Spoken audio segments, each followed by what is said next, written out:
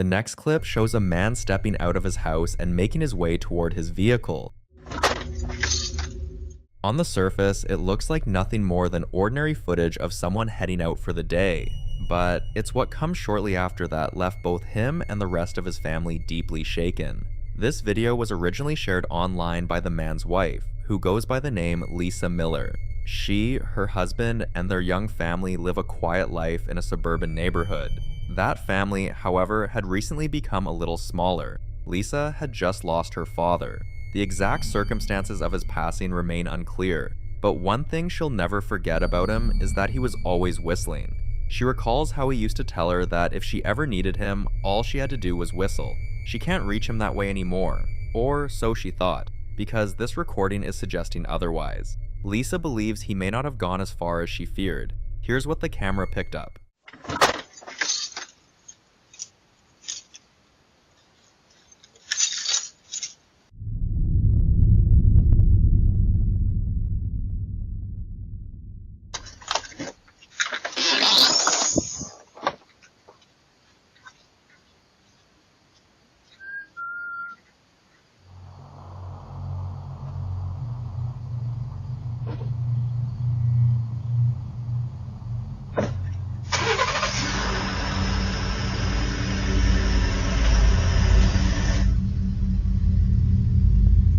The unmistakable sound of whistling rings out clearly on the footage. Despite how audible it is, Lisa's husband doesn't appear to react to it at all. But for Lisa, that almost doesn't matter. The fact that the camera captured it was more than enough for her to feel confident that her father's presence is still around. She hasn't tried to find a rational explanation, and frankly, she doesn't want to, because whatever it was, it's brought her comfort through her grief. So the question remains, just what exactly produced that whistle? This next case originates from the YouTube channel Dark Element TV, with the footage first going public in December 2006. According to the video's description, the events themselves had started 2 years prior, inside a 3-floor rental unit on Pitt Street in Port Maine. At first, the tenants had no reason to think anything supernatural was going on. What they were experiencing seemed more like the work of a prankster. Odd sounds, objects shifting, things occurring when the place was supposedly empty. So they took the logical step most people would. They mounted a webcam, set to trigger only when it detected movement. What it recorded was nothing like what they were bracing for.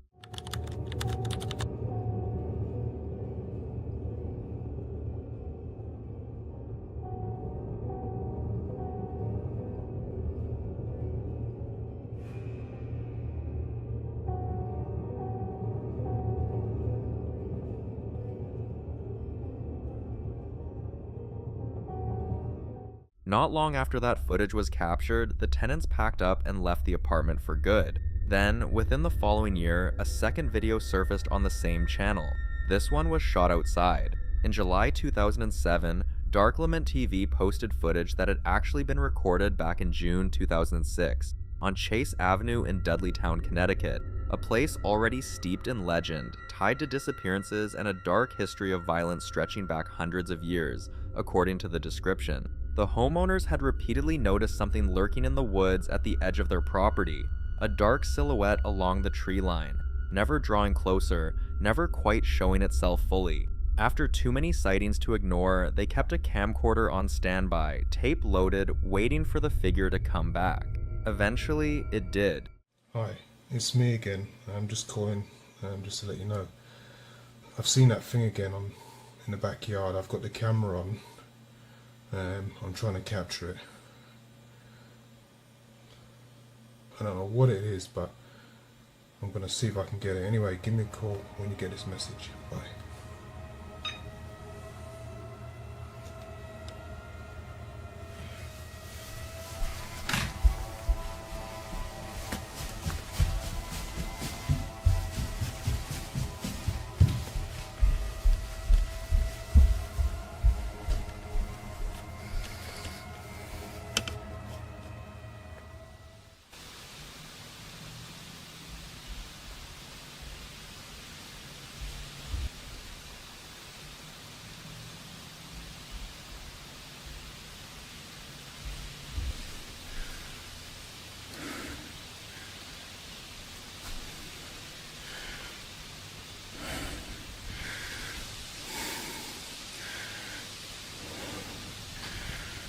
No.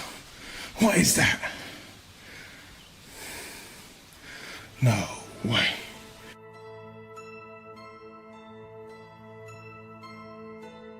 Just two pieces of footage separated by years, each showing something that seems to move wherever it pleases, inside walls and beyond tree lines, leaving nothing behind but unanswered questions and people who didn't stick around long enough to keep searching for answers.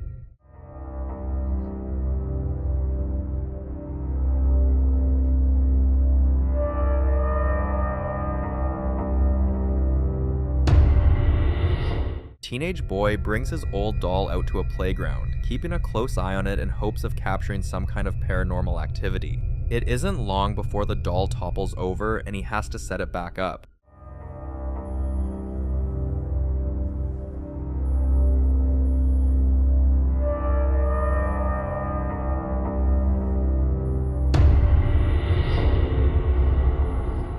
That's when things take a strange turn.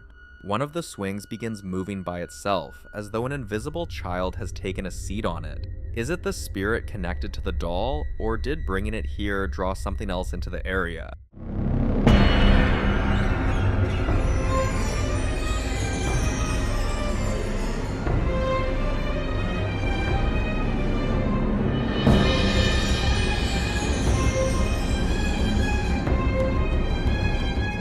As they approach and grab the swing to stop it, the movement ceases completely.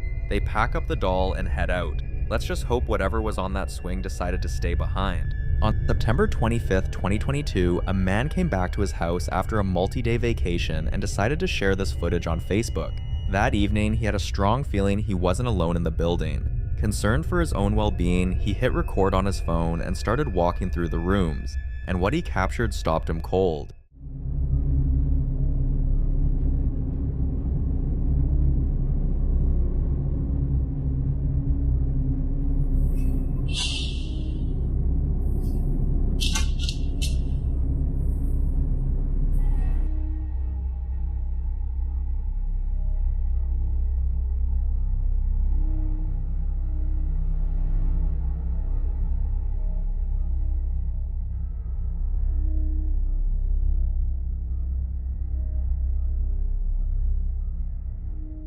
As he moved into the space, a dark silhouette appeared standing directly behind him, visible for no more than a single second through the reflection in a glass door. The man caught it himself, but the instant he spun around, the room was completely empty.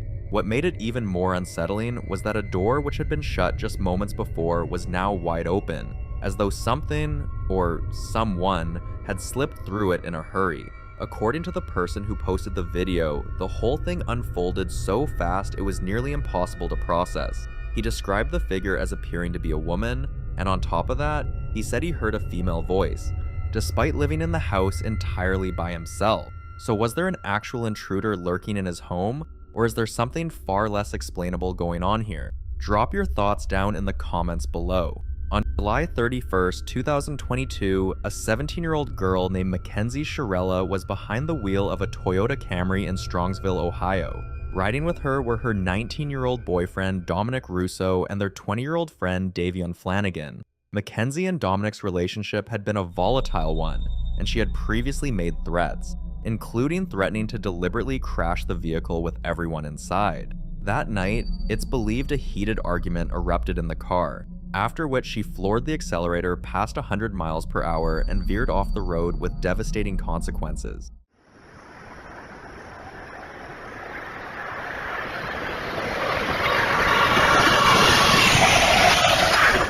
Both passengers lost their lives, while Mackenzie walked away. In the months that followed, she was spotted on TikTok partying without any apparent guilt or grief. But it's what was recorded on a police officer's body camera during her arrest that truly sends a chill down your spine. Pay close attention to what unfolds. I'm the one who's been investigating the crash. You're under arrest for aggravated murder ×2, okay? Watch your head going in.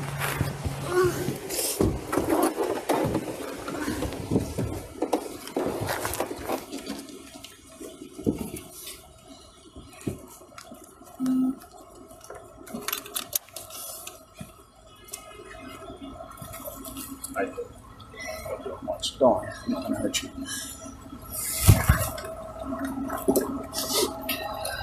Once she is placed inside the patrol car, a disembodied whisper can be heard saying, "She killed us." Many believe this was the voices of the two victims reaching out from beyond to make sure the truth was known. Mackenzie was ultimately convicted on 12 felony counts, murder included, and handed a sentence of 15 years to life, with no possibility of parole until 2037. So, do you think the victims were speaking from the other side to expose what really happened? Drop your thoughts below. A man from the United States posted a TikTok video that left viewers genuinely questioning what they know about reality. It begins late at night, with the man sitting by himself in his living room, mindlessly scrolling through his phone. Out of nowhere, an overwhelming sensation washes over him, the distinct feeling that someone is watching. He becomes convinced that there's a figure lurking just beyond the window, peering in at him from outside. He picks up his phone and starts recording, determined to catch whoever is there on camera. Look, I'm really tripping out now. Something was looking at me through the window, and I heard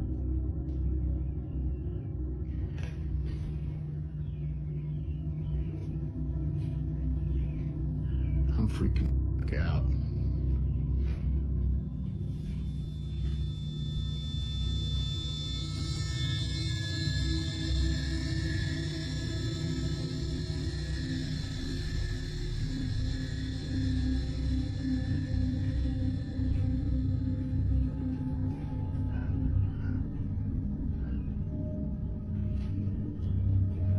I am tripping.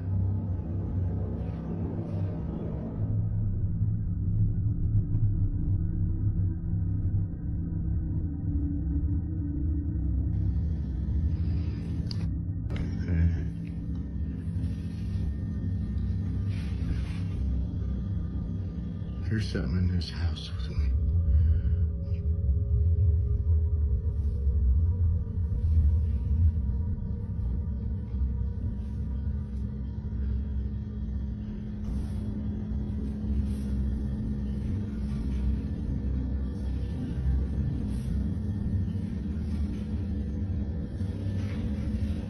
There's something in here.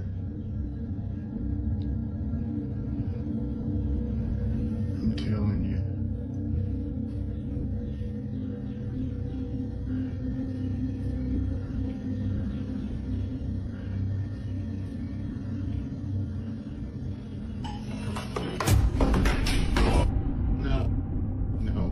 No. As he keeps the camera rolling, his attention shifts toward the kitchen. Without warning, items sitting on the counter start to move. Nothing dramatic at first, but clearly deliberate. Fear takes hold the moment he understands he isn't alone in that house, and then things escalate quickly. A kitchen knife launches itself through the air, cutting straight across the room toward where he's standing. It narrowly avoids him, landing on the floor with a clatter just feet away. Before he even has a moment to process what just happened, something else comes flying at him out of the darkness. The tension in the room becomes almost unbearable. This feels less like a setup and more like something reacting directly to his terror. Whatever presence he sensed lurking outside that window was clearly no figment of his imagination. So here's the question. Did he stumble upon a break-in, or is this a full-blown poltergeist encounter caught on film? You be the judge. The clips you're about to see come from a young woman named Cecilia, who recently began resharing a collection of older footage from several years back. These videos allegedly document strange occurrences that took place inside her mother's home, and the activity seemed to center almost entirely around her two younger brothers. Whenever the boys spent the night there, they would repeatedly get up and sleepwalk through the house. But the truly unsettling part wasn't the sleepwalking itself, it was what happened during those episodes. The brothers would carry on conversations with someone who simply wasn't there, a presence they referred to by two names, the Top Hat Man or Walter. Idiot. It's a person. It's Walter. It's a person. It's a guy. Walter is here. He never gets Walter. Walter is not good about that. Walter, just go. He's locked. Here you can see one of the boys addressing this figure he calls Walter directly. On the surface, it might pass for run-of-the-mill sleep-talking, but Cecilia points out that both brothers independently described encountering the same entity during their episodes. And on top of that, this behavior only ever occurred inside their mother's house, nowhere else. After watching it play out again and again, she started to seriously wonder whether something in that home was actually reaching out to them. That curiosity eventually pushed her to attempt contact with whatever might be lurking there herself, and here's what her camera recorded. The doors. Go sit down. Okay, so you know we're staying. Can you please shut the doors? Kind of show it so you can see that it sees. Oh, Oh, yeah? They're shutting. Oh, there it goes. Here. Show it so nobody can everybody can see that. Oh, wow, nice job. That's really good. Actually, I don't think it's slamming. Guys, look, he basically Wait, show it shut like this so you can see that nobody's pushing the door or something. I feel like... Okay, can you try opening the doors? If it's too hard, we can Okay, can you we try can help opening? you. Yeah. I'm gonna give you a second to try opening them.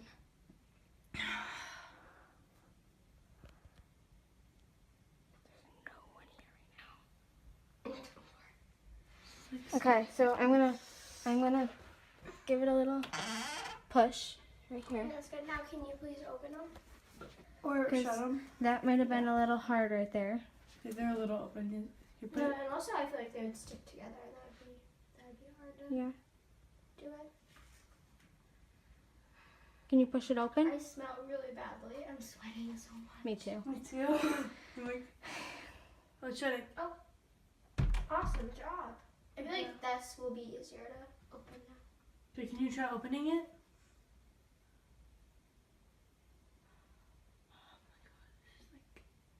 This is the most activity I've ever actually seen because my mom was always the one that saw the activity happening.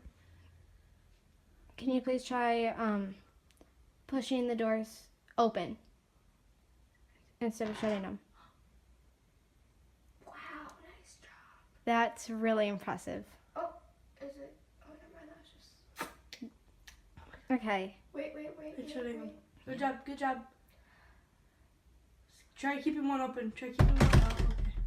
Nice job. Okay, guys, let's go downstairs. Okay, we're gonna head. That experience was enough to make her reconsider whether what her brothers encountered during those sleepwalking episodes was really just in their heads. From that point on, she kept documenting the family's attempts to communicate with whatever presence they believed was sharing the house with them.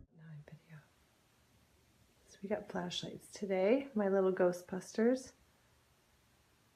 Can you turn the flashlight? There it is. Are you the same little boy that was here the other night? Turn the flashlight off if you are. Are you 6 years old? Can you turn the flashlight on if you're 6?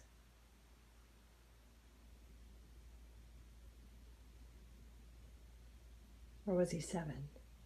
Who's it? He was 6.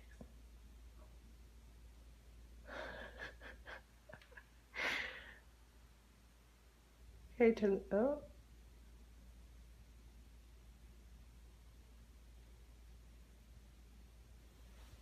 Were you here the other night? Is it on? Yeah. Yep. We had to go to Ace Hardware and get our flashlights.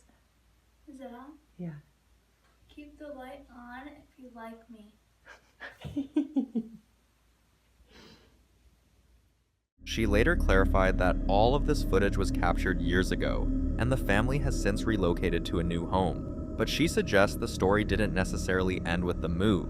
According to Cecilia, they recently brought a psychic into their new residence, and that psychic told them something troubling, that an entity from the old house may have made the journey with them. More specifically, the psychic indicated that the spirit appeared to be connected to the younger brothers and tended to linger somewhere around the basement. That said, Cecilia hasn't posted anything documenting fresh paranormal activity at the new address, so whether things are still unfolding remains an open question. What's your take on all of this though? Was there genuinely something haunting that house, or is there a more rational explanation for what went on? Drop your thoughts down in the comments.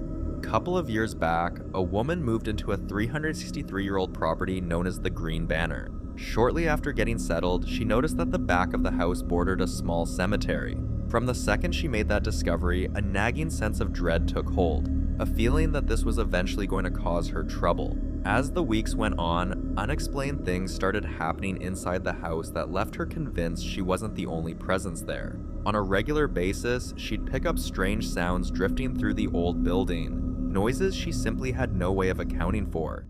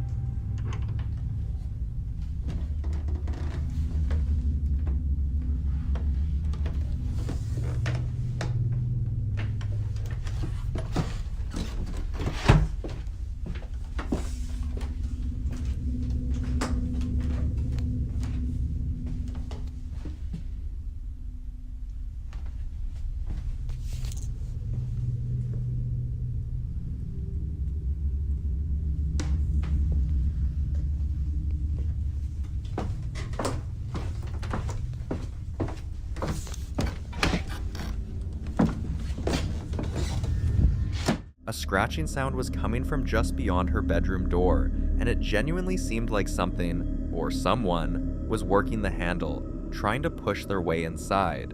Summoning her nerve, she got up to pull the door open, but when she finally did, the hallway was completely empty. She moved through the house, checking every room floor by floor to confirm she was truly alone. Finding nothing only made it worse, because she had seen that doorknob turning with her own eyes, and there was no explaining it away. Two friends decide to sneak into an abandoned church that has locals genuinely spooked. The building had been shuttered for reasons nobody could fully explain, though rumors of strange goings-on inside had been circulating for some time. Even the priest was reassigned, having cited unforeseen circumstances as the reason the church would be closing its doors indefinitely. After 3 months of wondering what was in there, the pair finally decide to break in and find out for themselves. It turns out to be a decision they immediately regret. This place has been abandoned for like 3 months. Oh my god, yes.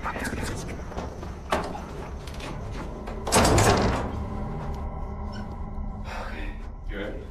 Yeah.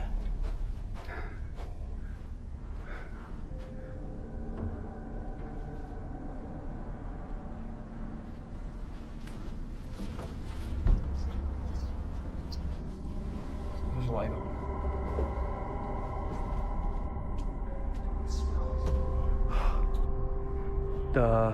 The light's the everlasting light. It's in every church. It's always supposed to be on. It's freezing, actually.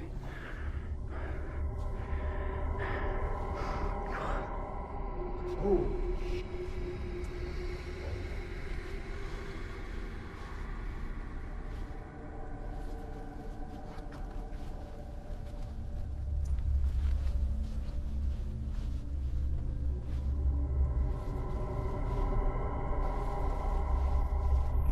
Oh my god, it smells.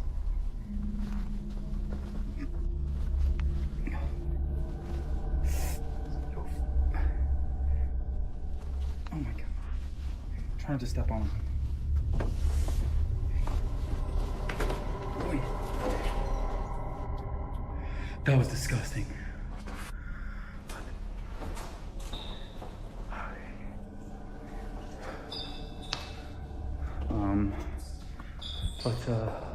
Let's go upstairs.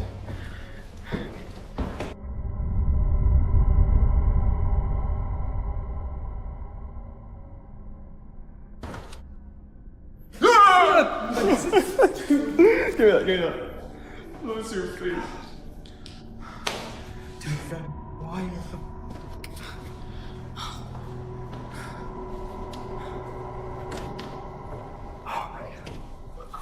There's more than one. Oh my god. These things are everywhere.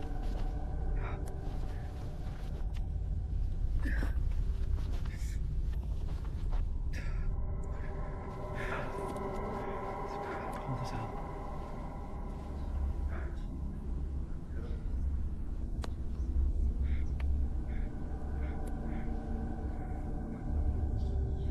No, I hear something.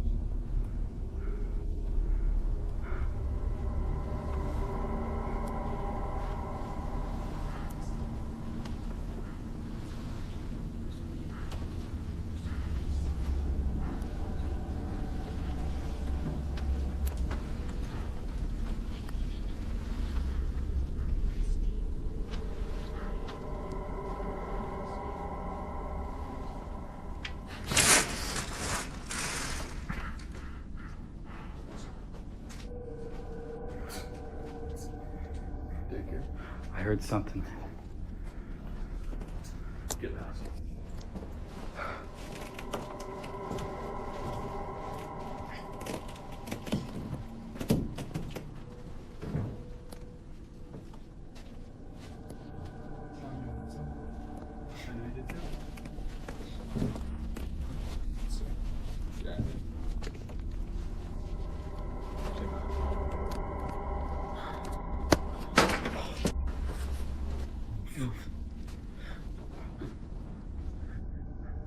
I don't know. I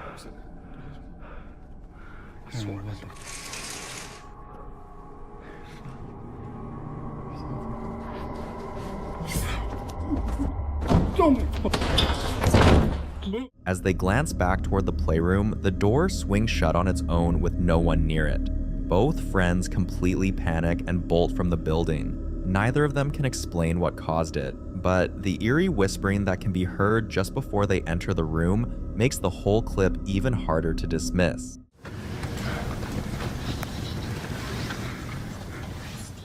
Some people watching the footage believe the whispers belong to children, while others are convinced it sounds more like someone reciting prayers. Given that this all unfolded inside a church playroom, both interpretations are deeply unsettling. The floor being blanketed in dead insects only adds another layer of dread to the whole scene. Very little information has surfaced about the church itself or the origins of the video. Was it closed because something paranormal was taking place inside, or is there a more rational explanation hiding somewhere? Let us know what you think. Urban explorer Michael J. Beckers decided to venture into an old, abandoned jailhouse in Nashville in the dead of night. The building was consumed by total darkness and an eerie, heavy quiet. As he moved through the space with his camera rolling, Michael began to sense faint whispers drifting around him. He brushed it off at first, maybe the wind, maybe his mind playing tricks, but within seconds that explanation fell apart completely. Pay close attention to what unfolds. In prison in Nashville, and I've been hearing voices, and I'm not sure if it's real or not. Oh my god. Directly ahead of him, a door starts swinging shut by itself, and in that very instant, a shadowy figure with bright, glowing white eyes comes into full view. Overcome with fear at the sight, the explorer turns and bolts. So when it's all said and done, what exactly did he encounter? Our next piece of evidence is brought to us by the investigative pair known as the Unexplained UK, a duo well recognized for their live paranormal broadcasts from some of the most active locations across the country. On this occasion, they find themselves at the notorious 30 East Drive in Pontefract, a property widely regarded as one of the most haunted homes in all of Britain. The site is famously associated with the Black Monk of Pontefract, but it is equally well known for another presence entirely, an entity referred to as Emma. Legend has it that Emma is the ghost of a young girl who met a tragic end within these very walls. She has developed a reputation for mischievous and at times aggressive behavior, and she is particularly notorious for tampering with the bedroom doors throughout the house. Came from in there.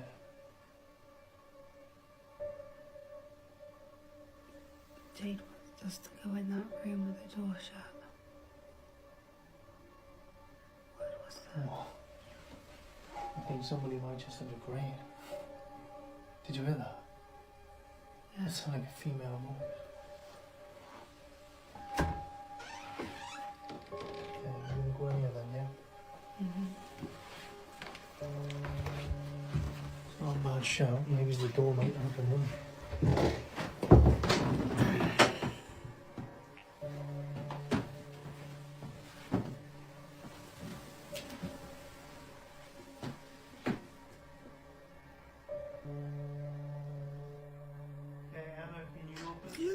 These investigators are no strangers to the stories surrounding Emma's tendency to open her bedroom door from within. Determined to rule out any possible explanation, they enter the room and position their camera so the door is fully in frame from the inside. They back away and carefully push the latch mechanism into the closed position, then hold their shot steady, eyes fixed on the door, watching for anything out of the ordinary. Without warning, the latch audibly clicks open and the door drifts forward on its own.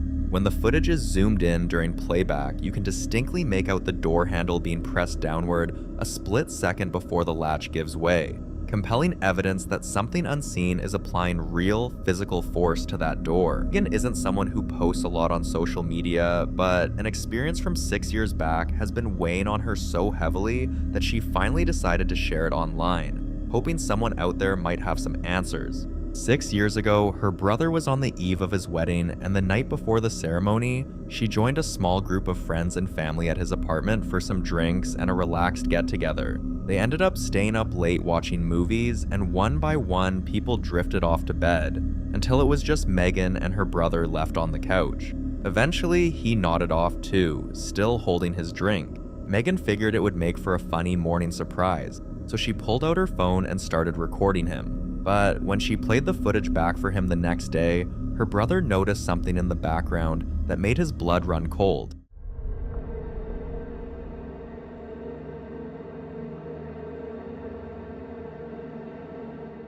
You can spot it in the hallway, there for barely a moment before it vanishes. Whatever it was, it had an unmistakably human shape, yet something about it felt deeply wrong. The two of them went around and asked every single person who had been at the apartment that night whether they had gotten up at any point, and every one of them said they hadn't left the room until morning. Megan kept this footage to herself for 6 years, but it never stopped haunting her. After finally posting it online, she was flooded with questions, so she followed up with a second video giving more context, including the detail that her brother's apartment had always had an unsettling atmosphere, even long before she captured anything on camera.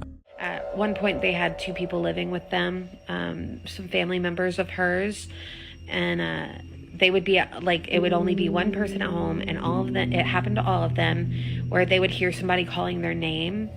A lot of viewers came away with the same theory, that what Megan is describing matches the profile of a mimic.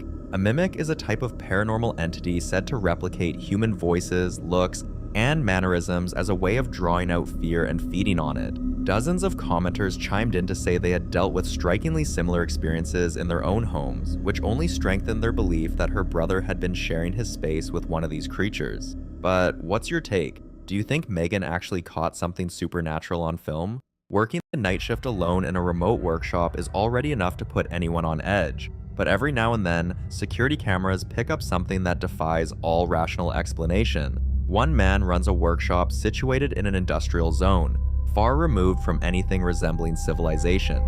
Late one night at precisely 3:47 a.m., his motion-triggered camera switches on and captures what you're about to see. A figure comes into view, motionless at first, before slowly beginning to move. On closer inspection, it appears to be a woman dressed in a flowing white gown. The workshop owner is deeply unsettled by the footage. The location is completely cut off from the surrounding area, with nothing nearby. And more troubling still, the direction the woman is walking leads directly toward a locked fence. On the other side of that fence, there's nothing but overgrown weeds and an old railway line. What makes this truly disturbing though is that the motion sensor never triggers again after that moment, suggesting this person never actually left the camera's range. Sure, she could have scaled the fence and vanished into the dark, but out in a place that remote, at that hour, it's a conclusion that's easier said than believed. He was out on his motorcycle late at night, and what his camera captured would shake him to his core. The clip you're about to see was uploaded to a young man's Instagram page not long ago, and it exploded online almost immediately, racking up over 13 million views in no time at all.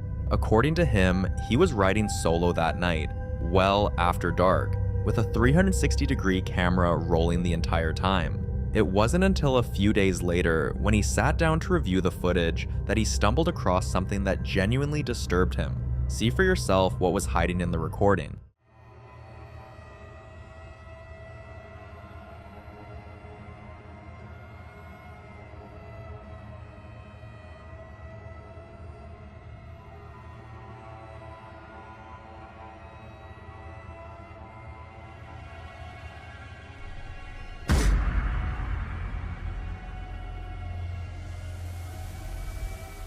The young man is adamant that there was nobody else with him that night, which is exactly what made this so unsettling, because right there in the footage is the unmistakable shadow of a girl seated on the back of his bike. Interestingly, in the opening moments of the clip, when the camera faces him head on, the seat behind him is clearly empty. The video sparked a flood of theories and debate online, but the overwhelming majority of viewers landed on the same conclusion: that the figure appearing behind him was nothing short of a genuine ghost. So what do you think? A young man paid a visit to a children's museum that's well known for having an interactive thermal display capable of showing temperature variations in real time. While he was there, he decided to film himself using the device. Completely ordinary behavior with zero paranormal intent behind it. But at one specific moment, a bizarre detail caught his eye, and eventually the eyes of thousands of viewers who came across the footage online. Watch the screen carefully.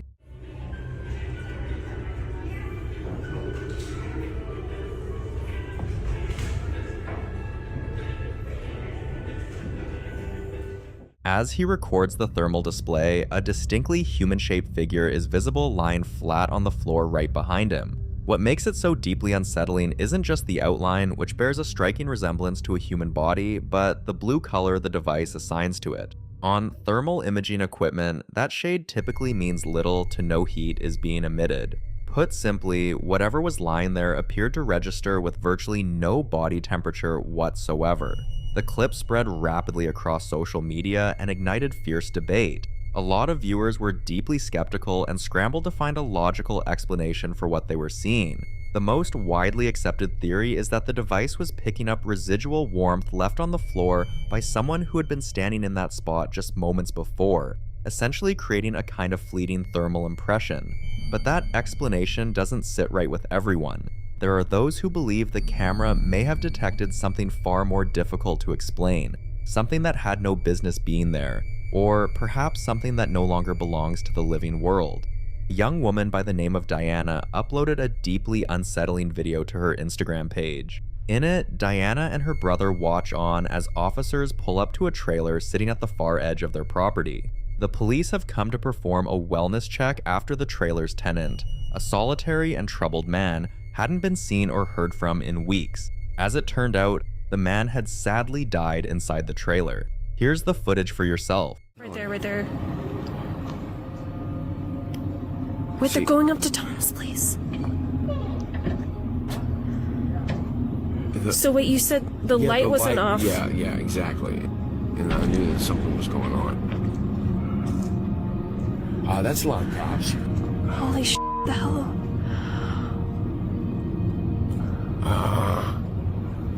Why did they look at the window? Oh my god, they're calling. Are they calling something in? I'm going back over. What was Tom doing? Is there like an app you can check or something to figure out? Oh, Jesus.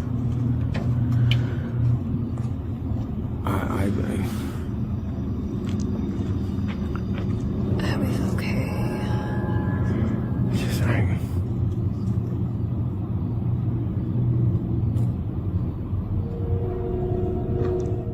Did you catch that? A small, childlike shadow can be spotted hovering near the trailer, appearing lost and wandering. Yet the officers walk straight past it without so much as a glance, as though the figure simply isn't there. And then, just like that, the shadow vanishes completely.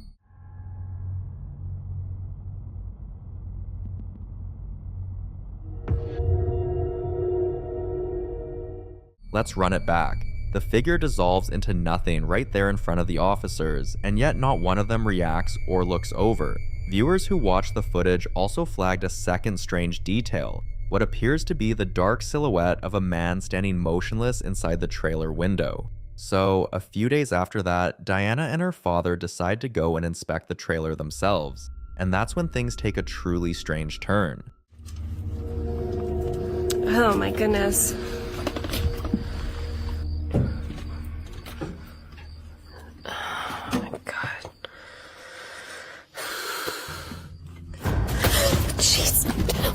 Oh my god. What was that? I don't know. Just ignore that. Oh, jeez.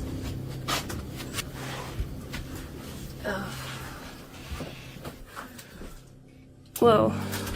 Wait a minute. Wait, did this guy have a kid? What is this? Yeah, this kid died too, like down before.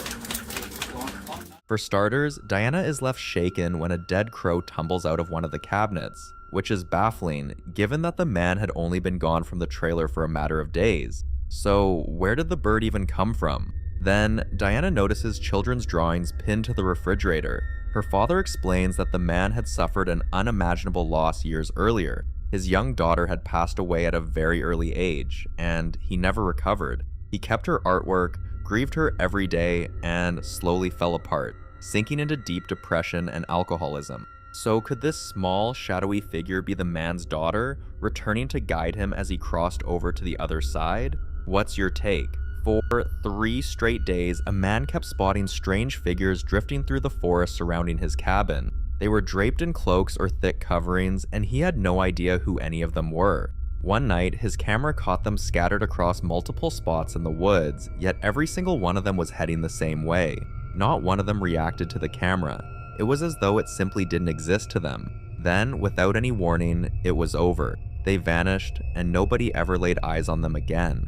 On April 3rd, 2026, something bizarre appeared in the skies over New Orleans, leaving thousands of onlookers completely baffled. A woman who happened to be driving at the time found herself unable to look away. Her attention instantly locked onto the object overhead. Take a close look at what her camera captured. Something might catch my attention while I'm driving, and then I'm gonna keep looking at it. And then I've been in fuck. Partially obscured by clouds, a dark shape with what appeared to be long, tentacle-like appendages could be seen drifting through the air, its trailing limbs twisting and writhing as it moved, giving it the unmistakable appearance of some kind of living creature soaring through the sky. Once the footage made its way online, speculation exploded almost immediately. Some viewers insisted the thing looked like it had been pulled straight from the world of Harry Potter, while others drew comparisons to the nightmarish beings found in the works of H.P. Lovecraft. A more grounded theory suggested it might have been an octopus or squid-shaped kite, yet no string was ever visible, and no one controlling it could be spotted on the ground below. On top of that, the way it moved through the air didn't quite match what you'd expect from something simply being pushed along by the wind. To this day, no one has been able to definitively explain what this woman witnessed up in that sky. So, what's your take? Drop your thoughts down in the comments. Leon is an English TikTok creator and dedicated paranormal investigator who has built a devoted audience by bringing people along on live ghost hunts. His go-to locations? Forgotten graveyards, pitch-black country paths, crumbling old churches, and the kinds of places most people wouldn't dare enter alone once the sun goes down. What makes this particular clip so unnerving though, is that it was pulled straight from one of his live streams, meaning his audience was watching everything happen in real time, with zero editing, no post-production cuts, and absolutely no opportunity to alter the footage afterward. While moving through a dark, isolated cemetery deep in the night, Leon swings his camera toward an old derelict church sitting on the grounds and captures something that people are still arguing over to this day. Is there actually a ghost standing inside that empty building? At first glance, nothing seems out of the ordinary.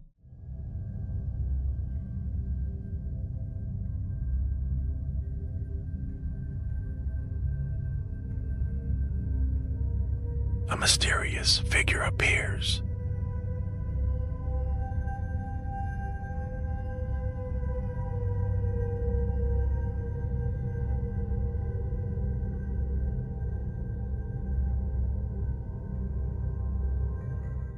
Initially, the interior of the ruined church looks completely vacant. Beyond the darkened window, there's only shadow, stillness, and empty, forgotten space. But then, Leon pans the camera away for just a matter of seconds. When he gradually brings it back to that same window, something is different. Pressed right up against the glass is a dark, human-shaped silhouette, perfectly motionless and facing directly toward him. It doesn't retreat, it doesn't duck away, it simply remains there, watching. And when the low-light livestream footage is brightened and zoomed in, the shadows appear to betray the faint outline of a face staring straight back through the glass. So did Leon catch someone hiding inside an abandoned church in the dead of night? Or did his livestream manage to record an actual shadow figure lurking in that cemetery?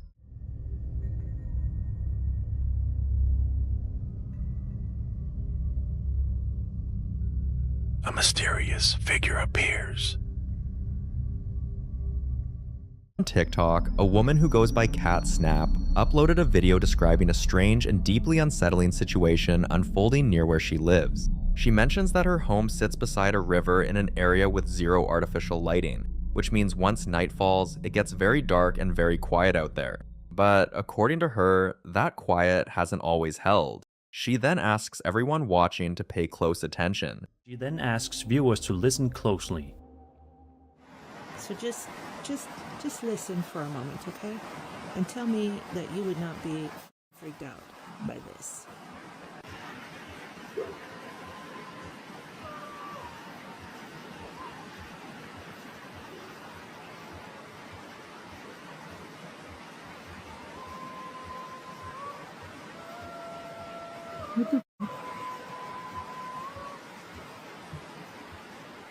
Coming from somewhere on the other side of the river, a series of loud, eerie vocals, singing, chanting, could be heard rolling through the darkness. The voices aren't right on top of her, but they're distinct enough to feel unsettlingly close. There's something about the sound that doesn't add up.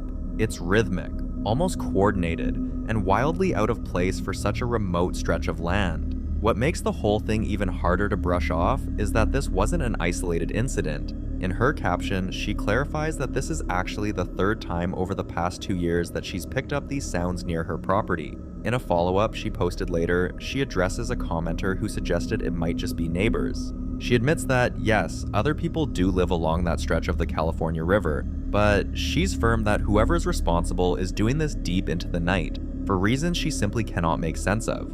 The whole thing paints a picture of something going on just beyond what she can see, close enough to reach her ears, but tucked far enough away to stay out of view. Now, a more grounded explanation is certainly possible. The sounds could just be a group of people gathered somewhere along the bank, with the water carrying their voices much farther than usual in the nighttime stillness. Even so, hearing chanting drift through a pitch-black, isolated area like that is the sort of thing that tends to stay with you long after you've heard it. The following video was recorded a few years back when a man noticed something on his home security footage that he couldn't shake. Footage from the same night his young son woke up terrified, crying, and refusing to go back to sleep. The recording was captured at 3:30 a.m. by a static security camera mounted high in the living room, looking down over the couch where the boy was sleeping. The father says his son told him he saw someone standing in the hallway. Watch.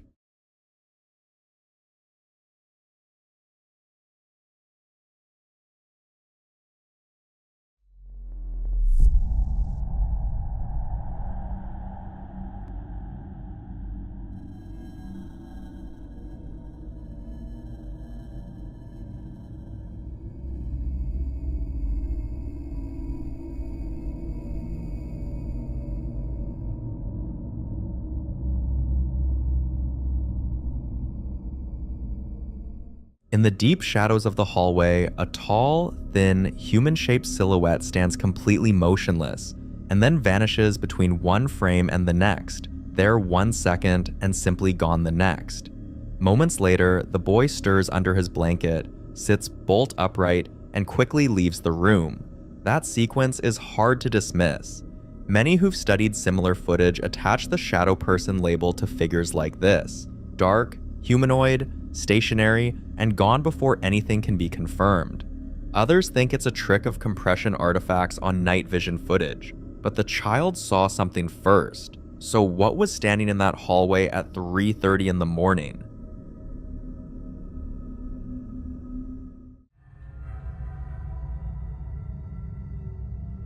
Now, in this next clip, a man films himself moving through his home at nearly 2 in the morning after being woken by something he can't immediately explain. He's already holding his phone when it starts. Loud, aggressive knocking at the front door, 5 rapid strikes, then 7, then 3 more in a row, each series harder than the last. Watch. ¿Qué crees que sea?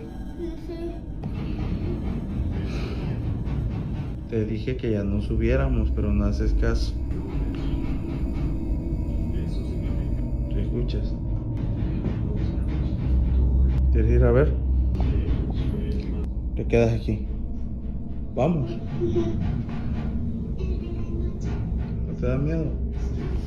Vamos, vente. Espérate, voy a apagar la tele por si ya no subimos. Vente ya. Dame la mano.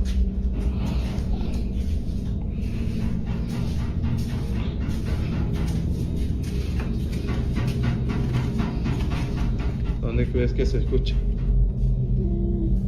No sé, creo que allá afuera. A ver, déjame ver si está la puerta cerrada. Espérame aquí.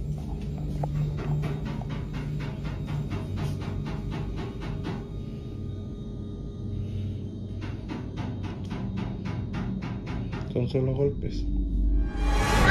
¿Qué pedo? ¡Ah, no mames! ¡Vámonos! ¡Ah, no mames! ¿Qué pedo? He opens the front door, scans the porch, pans left and right, and finds absolutely no one there.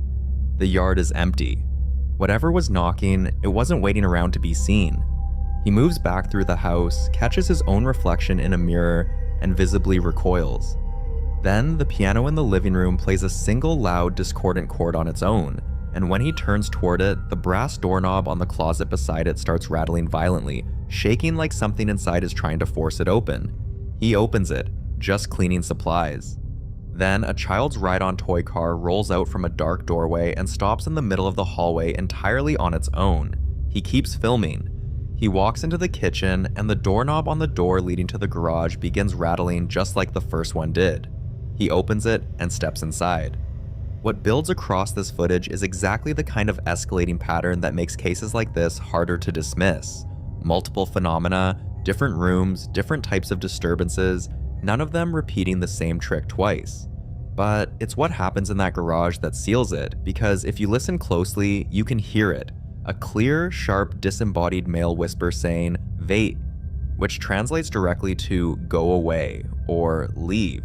Some think the whisper changes the nature of what's happening entirely, because poltergeists aren't typically understood to speak, and a presence that issues a verbal warning carries a very different kind of intent. Skeptics argue the variety of events across one clip stretches credibility, suggesting a staged production, but his reactions track consistently from unease to outright terror, and he never stops filming. Whatever was in that garage with him, it didn't just want to be noticed, it wanted him out. So the real question isn't whether something was there, it's why it was so eager for him to leave.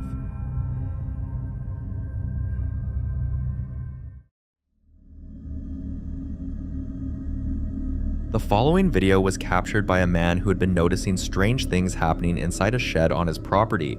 Not occasionally, not randomly, but with the kind of regularity that makes you stop dismissing it and start paying attention. He'd set up a Ring security camera inside the shed specifically to catch whatever was going on in there. And what it recorded during the day while the space sat empty is the kind of footage that's hard to shake. Watch. Man, look at this.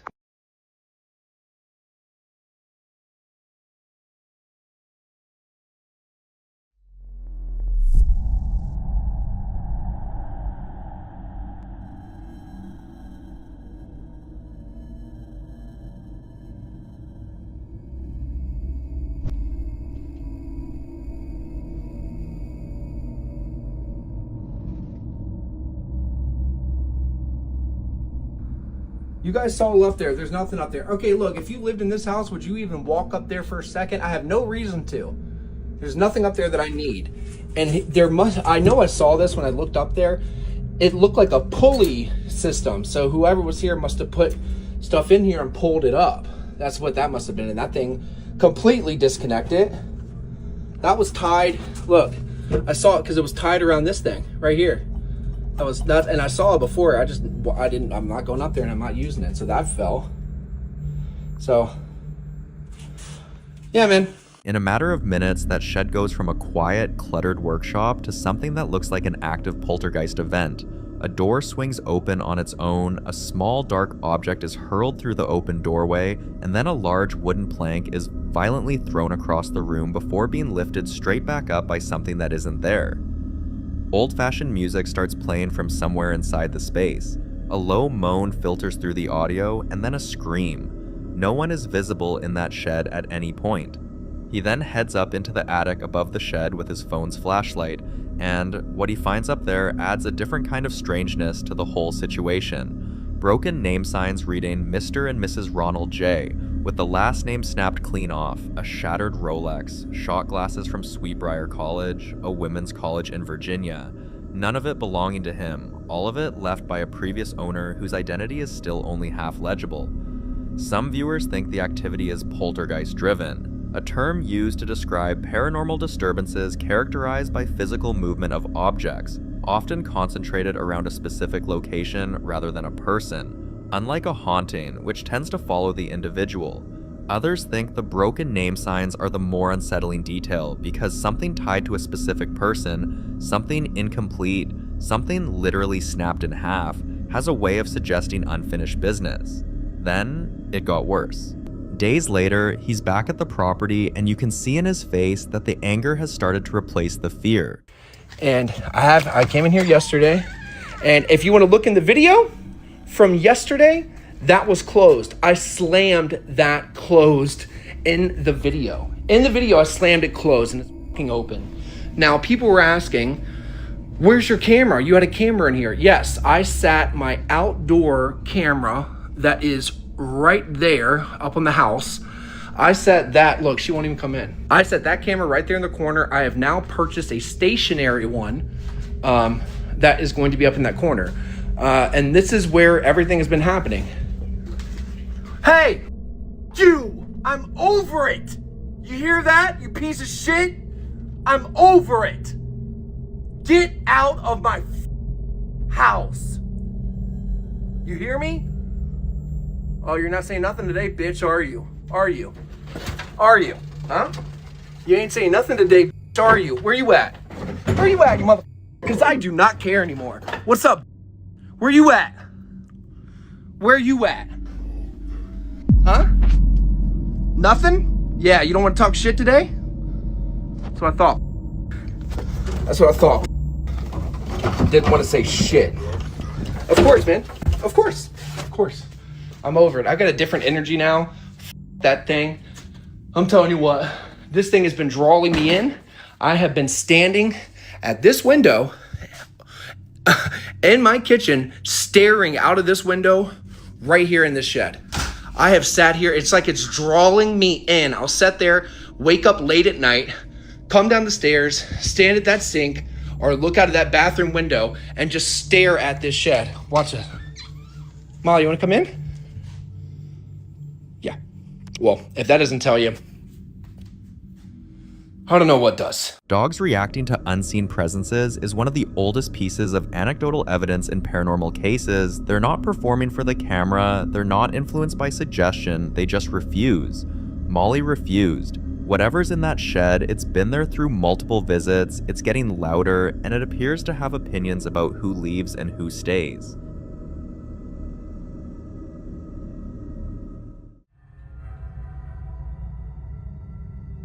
This next video was recorded by a man who woke up at almost 2 in the morning, too unsettled to go back to sleep, and decided to walk through his house with his phone to figure out what was scaring him. He speaks in Spanish throughout, narrating his fear in real time as he moves from the bathroom into the hallway, past a Christmas tree and a dimly lit dining area. The the whole space cast in long shadows and that particular kind of quiet that feels wrong at that hour. As he explores, something starts before he even makes it past the kitchen. A strange, high-pitched electronic whine bleeds into the audio, and he stops to whisper, "Escuchen." Listen. Then a sharp bang hits from somewhere off camera, and then, twice, a high-pitched sigh drifts in, clearly audible, clearly not him, sounding like a woman. He checks room after room, peering into a pitch-black closet where the only thing visible is a small blue LED in the dark. Eventually, he makes his way out to a covered outdoor patio. Watch.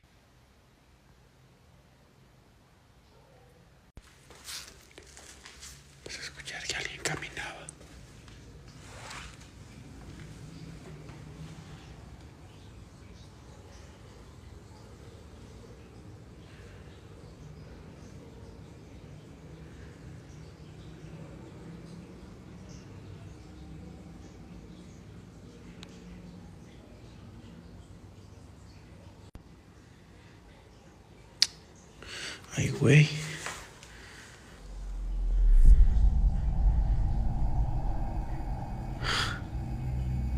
No hace aire, ¿eh?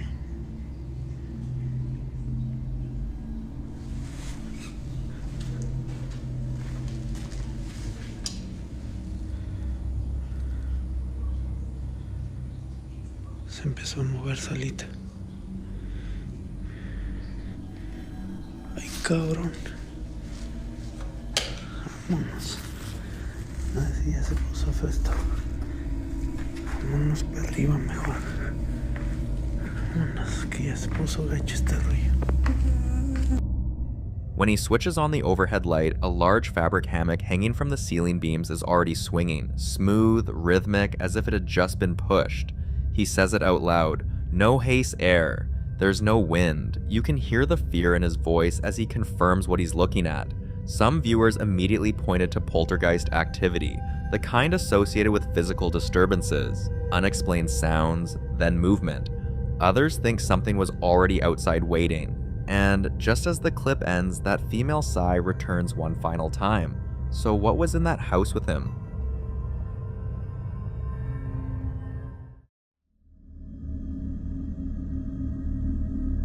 The following videos were recorded inside a 1920s home filled with vintage decor, taxidermy, and what the man living there describes as a collection of haunted objects.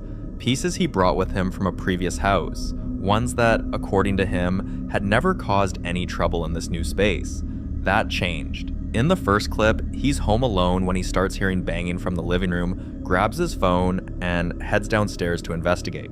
Watch.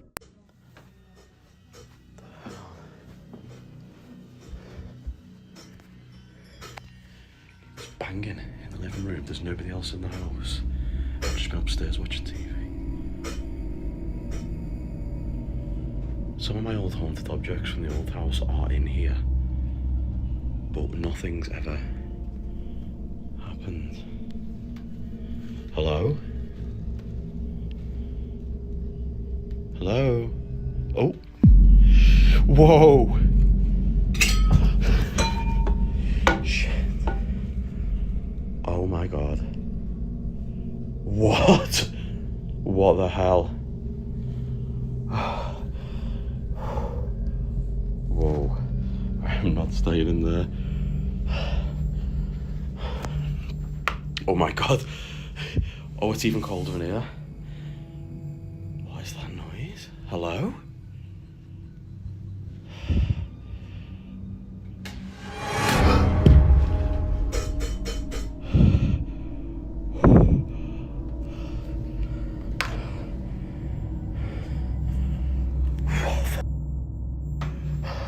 Oh my god. Well, it looks like my objects are back at it again, doesn't it? What the hell? What the hell? What the hell?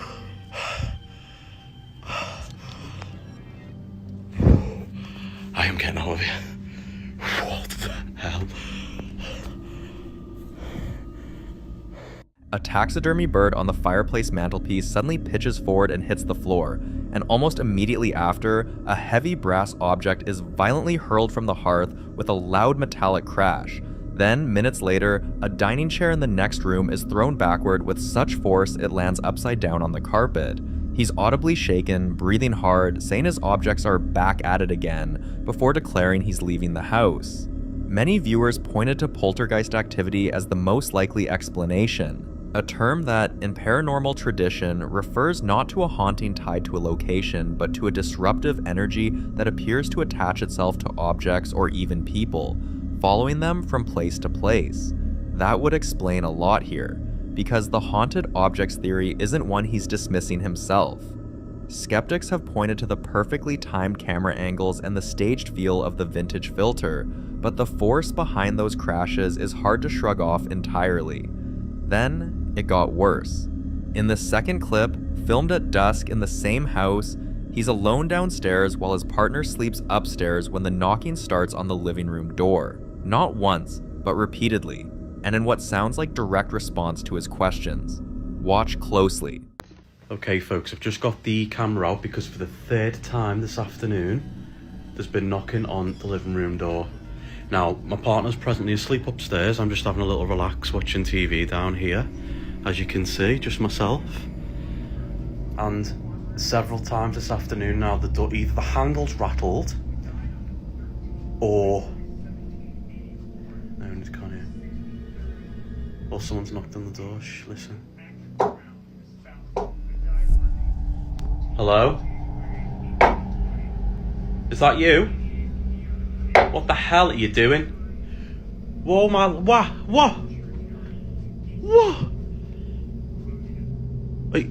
Are you doing that? Fucking hell. What the hell? See. That you, Craig? Hello? If that's you.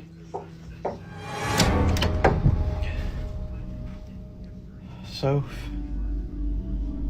can you hear that, love? What is it, eh? What is it?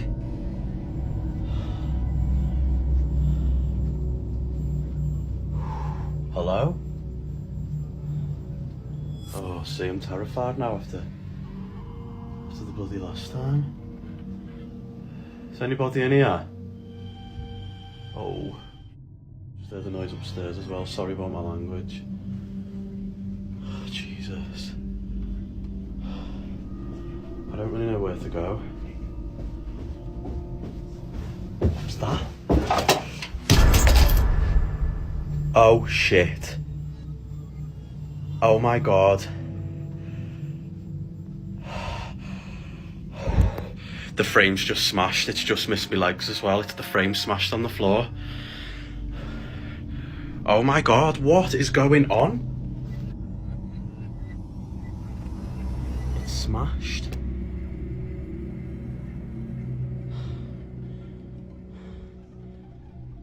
Jesus.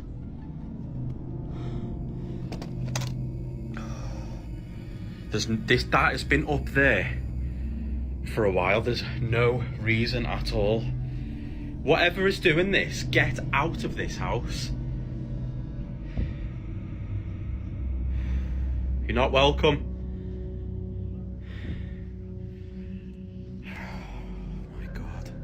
The lights begin to flicker violently as the knocking continues. Then, heavy footsteps thud down the staircase while no one appears, and moments later, a picture frame is hurled from the wall at the bottom of the stairs, shattering on the floor and nearly hitting his legs. He picks up the broken frame, a lenticular haunted house print, and shouts at whatever's in the house to get out.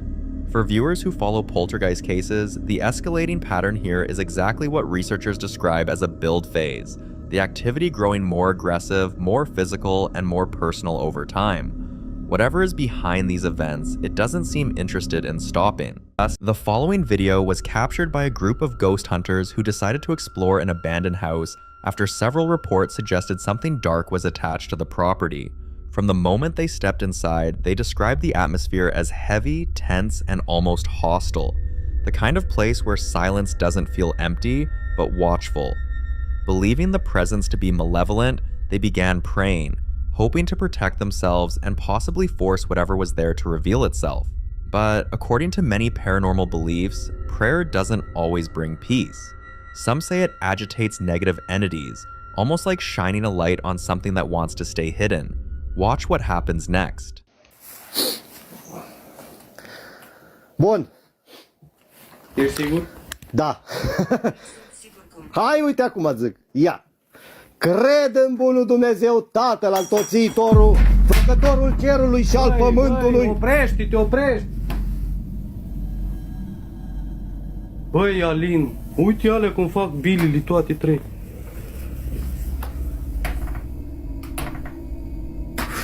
Știu unde am rămas. Ea nu va pleca. Da, știu când va pleca. Tatăl Altotțitorului, Făcătorul cerului și al pământului, care pretutindeni ești și pe toate le împlinești, vistierul bunătăților și dătătorule de viață, vino și ne slăzășluiește întru noi și ne cu toată închinăciunea. Băi, nebunilor, băi! Fai de capul meu!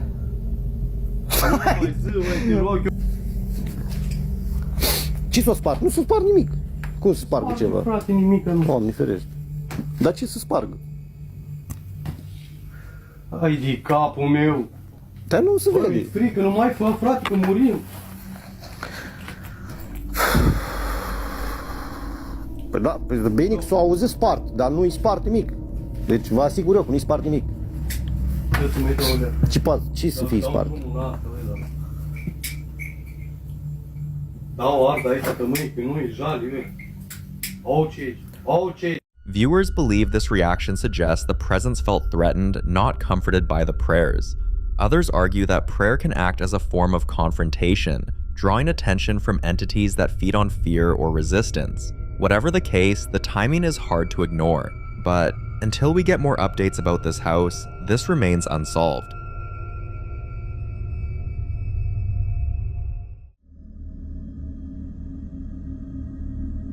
Now, in the following videos, a man and his family are convinced they're living with a ghost. In fact, they've gone as far as giving it a name, Ghost Malone, a playful nod to Post Malone, because according to them, the presence feels calm, relaxed, and non-threatening. They say things move around their house almost every night, especially toys, but insist it has never tried to hurt them. Still, many viewers can't help but ask the same question. How long does a spirit stay harmless? Take a look at what a typical night in their home looks like. It's 3:30 in the morning. I swear on my life. For freaking toy cars. Oh, you have got to be kidding me. No.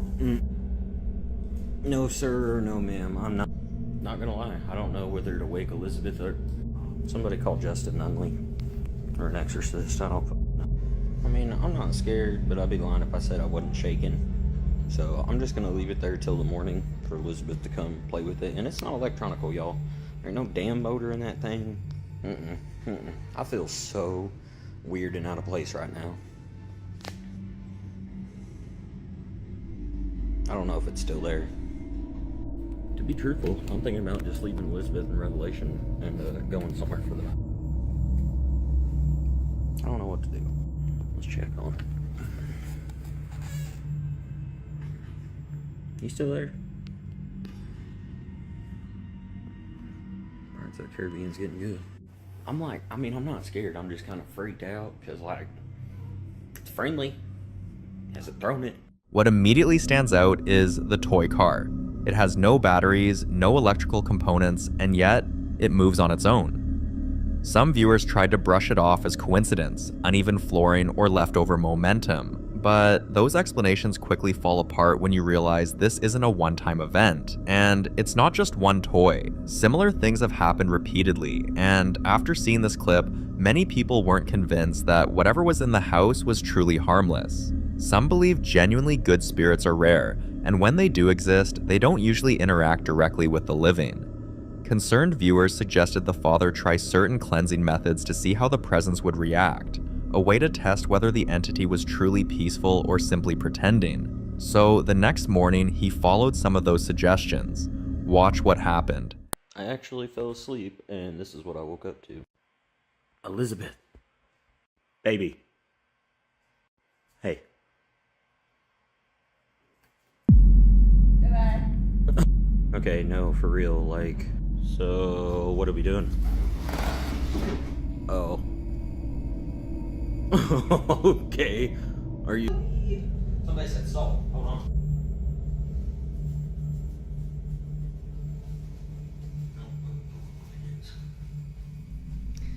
I don't know if you're supposed to draw a circle around it. Well, it's a half circle, but I don't think you're supposed to do anything else. I don't know. Y'all got suggestions, let me know. Instead of focusing on the fact that the holy water, salt, and prayers didn't seem to drive anything away, viewers noticed something far more disturbing.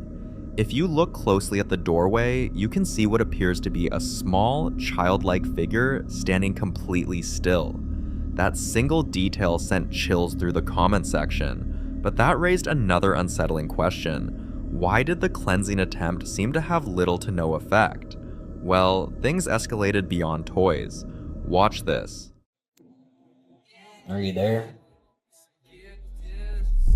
Yeah, I thought so. Okay. Well, that's one of the things that I've discovered. Whenever the house goes quiet, all he has to do is ask, "Are you there?" And something moves in response. At that point, many viewers said it could no longer be coincidence. But what troubled people even more was the interaction itself. A lot of paranormal believers warn that acknowledging a spirit gives it energy. Others say responding invites it closer, strengthens its presence, or even allows attachment. Despite all of that, the family continues living as normal, still convinced it isn't dangerous. One night, they didn't only check if it was there, they tried to communicate with it. Watch closely. So we are all sitting here, enjoying our Taco Bell, right? And Ghost Malone was over there shaking the door a second ago. Ghost Malone, if you are still around, do something. It was a sign. Oh, okay. Okay.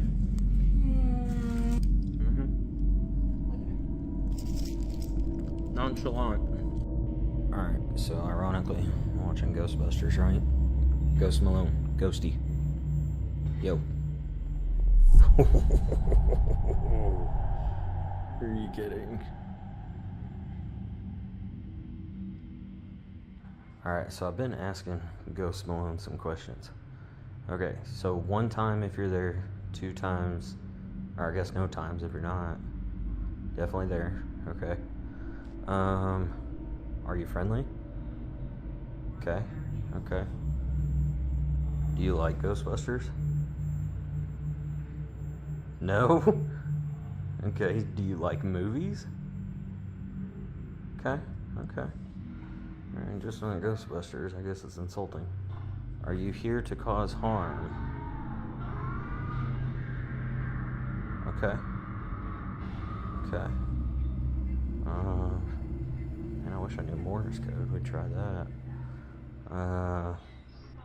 Are you an older spirit? Okay, but not a bad spirit. Okay. Is there more than one of you? Okay. Many believe dark entities don't reveal their true nature immediately. Instead, they appear calm, friendly, even playful. A tactic often compared to the Annabelle doll, which was first believed to be harmless before far darker activity followed. Because of this, viewers are increasingly convinced that whatever this entity is, it may be growing stronger, not kinder. People urge the family to stop interacting, cleanse the home thoroughly, and protect themselves before things escalated further. But none of the things happening bothers them. Take a look. So, a couple weird things have happened tonight. Like my mom's painting over there has moved. And Ghosty. Ghost Malone. You there? Don't judge the trash. It's trash day. Ghosty.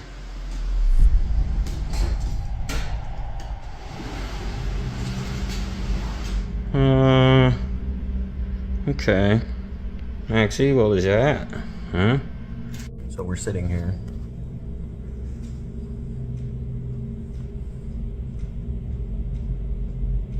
Revelation here, is it? Hi, Maxie. It should also be noted that we've had several offers from paranormal people to come here and whatnot. We're down, but there's been a few of them that are private profiles, minus the big ones you guys have suggested. Nobody's reached out, but I don't know. I might take offers for people to just come stay the night so you can see whether it's real or not for yourself. I don't know. But yeah, I am gonna take a list of questions. I've been writing down in the comments all the questions you guys have for Ghost Malone, and then we're gonna do the Stranger Things light or dog button things to see if that does anything. This time, even the dog reacts. As the playpen moves, the dog retreats into its cage, a response many believe animals only show when they sense something threatening. According to viewers, a presence strong enough to move objects, frighten a dog, and respond intelligently isn't something to take lightly. Some believe this entity was never harmless, just patient. But until the family shares more updates, all anyone can do is hope the situation doesn't turn dangerous.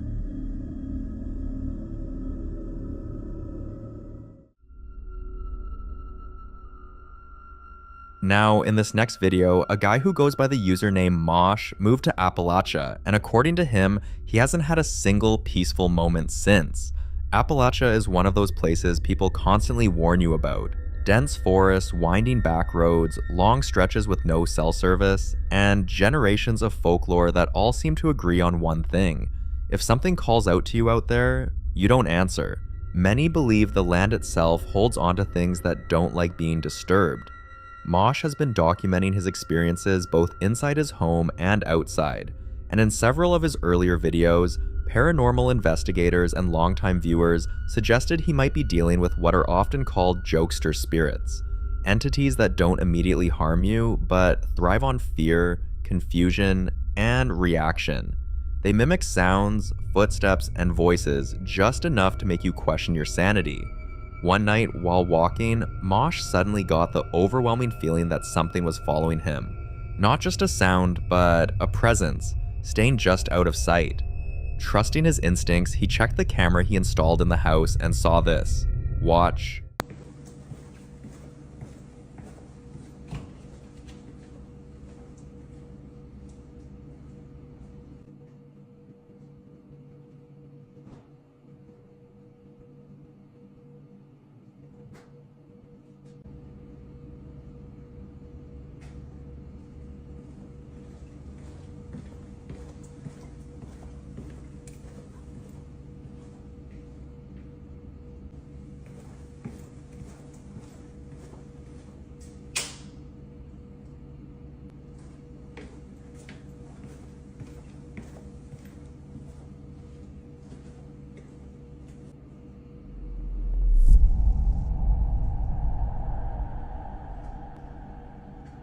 After reviewing the footage, many viewers say this explains a lot.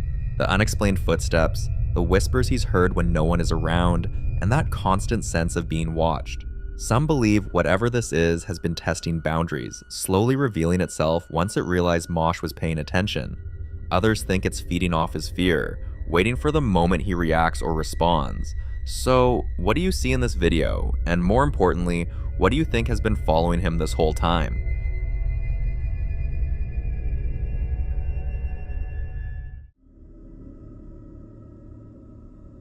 The following video is shared by a man who had previously documented how everything in his apartment changed the moment he brought home a set of old toys. Almost immediately, the space felt different. Knocking sounds began echoing through the walls, objects shifted on their own, and at times the presence felt so overwhelming that he would lock himself in another room out of fear.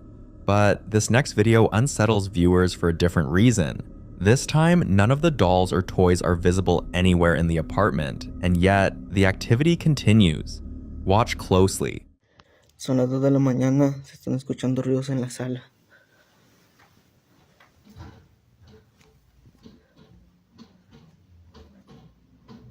Está moviendo la silla, raza.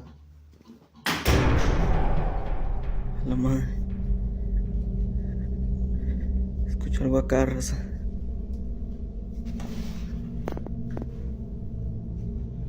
tumbaron el desodorante.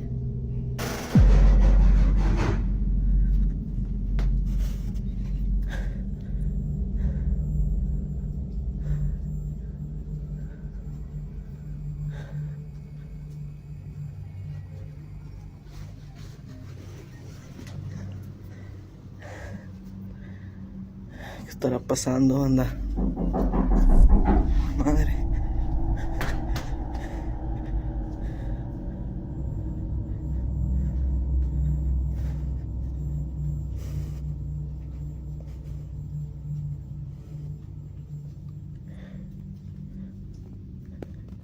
Whatever is disturbing this apartment hasn't left with the objects themselves. Many believe spirits don't always stay attached to the item that brought them in. Some think the toys may have acted as a doorway, something that allowed an entity to anchor itself to the space rather than the objects. Others argue this could be residual energy, replaying moments of disturbance long after the source is removed. But there's also a darker theory that removing the items only angered whatever was invited in. But what do you think?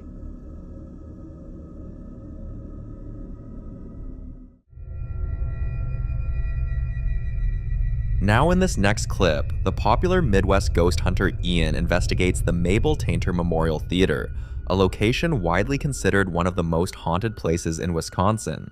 The theater was commissioned in 1889 by Captain Andrew Tainter and his wife Bertha in honor of their late daughter Mabel Tainter, who tragically died at just 19 years old. In life, Mabel was deeply passionate about music and the arts, and because of that, no expense was spared in the theater's design. From its grand architecture to its detailed interior, the building was meant to preserve her spirit and legacy. While exploring the theater late at night, Ian begins taking photographs inside the theater room when he suddenly hears a loud bang echo through the building. Tracing the noise, Ian follows it to an office once used by Reverend Henry Maxson. Watch closely. That's his old chalkboard right there. And that is his handwriting. They've kept that preserved. That must have been from his last lecture, before dying. Father, if you are indeed in here, could you tap on your chalkboard? Make a tapping sound like you're writing on it. I would be amazed if you did that.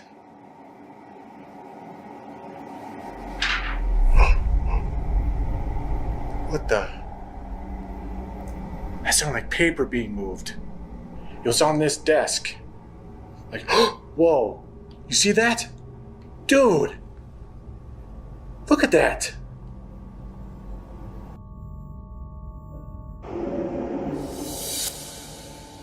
That has to be it. Look at that, it's literally hanging off of the table. Maxson wasn't just any figure connected to this place. He was the Unitarian pastor who originally convinced Andrew and Bertha Tainter to build the memorial for Mabel. When the building officially opened in 1890, it served not only as a theater, but also as a community center and the permanent home of the Unitarian Society of Menomonee. Maxson himself gave the presentation address at the building's dedication, and for years, Sunday services were held directly on the theater's stage, with Maxson preaching to the congregation. Before leaving the office, Ian decides to set his camera down, leaving it recording as he steps away. What happens next is unsettling.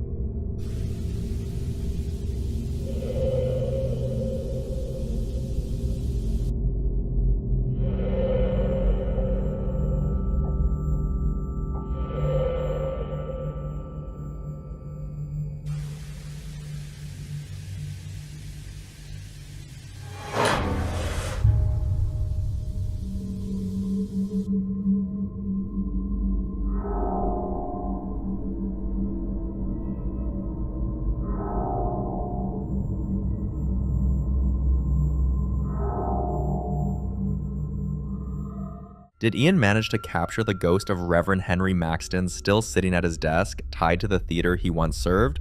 For more haunting videos including Ian, subscribe to the channel now. The following clips were recorded by the same woman over what appears to be a string of increasingly unsettling days at her home. A place that, on the surface, looks completely ordinary, but where something seems to have made itself comfortable. It starts simply enough. She's outside in her backyard on an overcast autumn day, walking through the dry leaves, filming a dead tree that caught her eye, gnarled, full of dark holes, a little out of place among the others. She says she doesn't know what the metal bracket bolted to the trunk is for. She's curious, unbothered, almost cheerful. But as she crouches near the base of that tree, among the red leaves and the fallen branches, something catches her attention. Watch. So I have a bunch of trees in my backyard, but there's this one that doesn't look like the other trees. So I'm gonna go check that one out because it has pretty red leaves or flowers next to it, and it's interesting. I'm wearing my work boots, so in case my dog runs off, I'm not chasing after her barefoot. So here's the tree. It's dead, but it's very pretty. And there's these weird things that are in it. I don't know what that's for. And it has crazy holes that I like. But here's the pretty red things. Flowers. No, they're leaves. Those are leaves. Oh. I like you. What is that? She reaches down and lifts a clean white animal skull from the leaves. Empty eye sockets, prominent canines, not decomposing, just sitting there like it had been placed. A clean skull lying at the base of a dead tree isn't automatically sinister, and she doesn't treat it that way. But for viewers who've seen what comes next in her footage, many believe it fits a pattern. Some think it's nothing more than a fox or raccoon that passed nearby. Others think the placement, at the root of a dead tree, in a yard where so much else would soon go wrong, is too deliberate to dismiss entirely. That changed everything. Back inside the house, around the same period, she captures something harder to rationalize. The dog, Luna, is already alert, running down the hallway toward a set of closed double doors. Watch.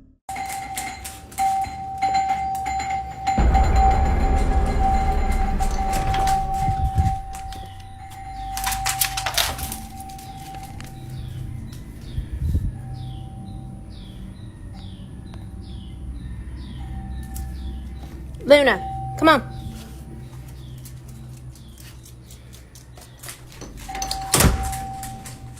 The sleigh bells hanging from the doorknobs are shaking violently and ringing loud and fast, with nothing visible touching them. No draft, no person, nothing in contact with the doors. Luna runs straight toward them, which is the detail that gets me. Dogs typically flee from things that startle them, not charge toward them, which some viewers interpret as Luna trying to confront whatever's on the other side. The bells stop almost the instant the front door opens. That abrupt silence is almost more unsettling than the ringing itself. A few days later, with a friend or family member visiting, things escalate inside the kitchen. The two women are talking casually, one of them chatting to a cat sitting on the counter, when something interrupts the whole room. Listen closely. Chilling here, being a kitty cat. Did you do that? A loud bang with no visible source, and then a bundle of what looks like dry spaghetti launches upward from behind a dining chair and arcs across the room, sending the woman in purple scrambling backward and nearly out of frame. The cat flinches. The camera operator asks, "Did you do that?" And the woman says simply, "No." Short answer, no explanation. Skeptics argue a person hidden behind the chair could have thrown it, but the trajectory, up and outward from floor level, is difficult to account for without being caught on camera.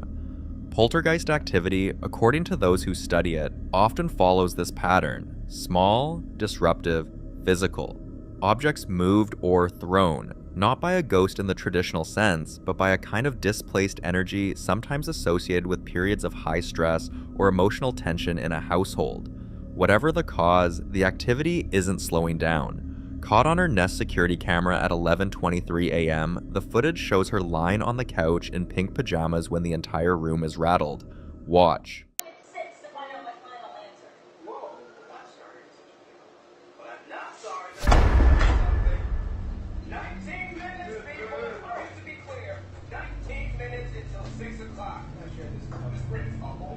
A sharp, loud bang from somewhere off camera, silent, percussive, echoing, jolts her straight up, and she runs out of the room within seconds, disappearing through a background doorway. The camera shakes with the impact. There's no visible source, no falling object in frame, nothing displaced in the room itself. She doesn't come back on screen. What's compelling about this one is that it's a security camera. She didn't choose to film this moment. It was recorded automatically, which makes staging it considerably harder to argue. The same day or around it, Luna is standing on her hind legs at the window, visibly agitated, when the woman notices the bathroom faucet is running at full blast. She turns it off and walks back to the living room. Then, it happens again. Watch. And water's on. She's flipping out.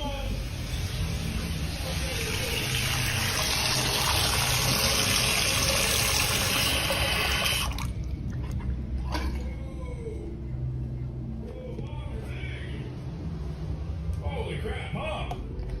What happened? Mom, really feel the purpose. I'll probably feel better. Literally just turned back on as soon as I sat down. I don't see the force.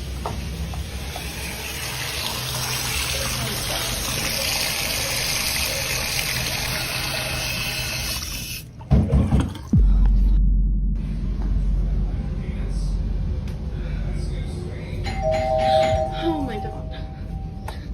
Luna.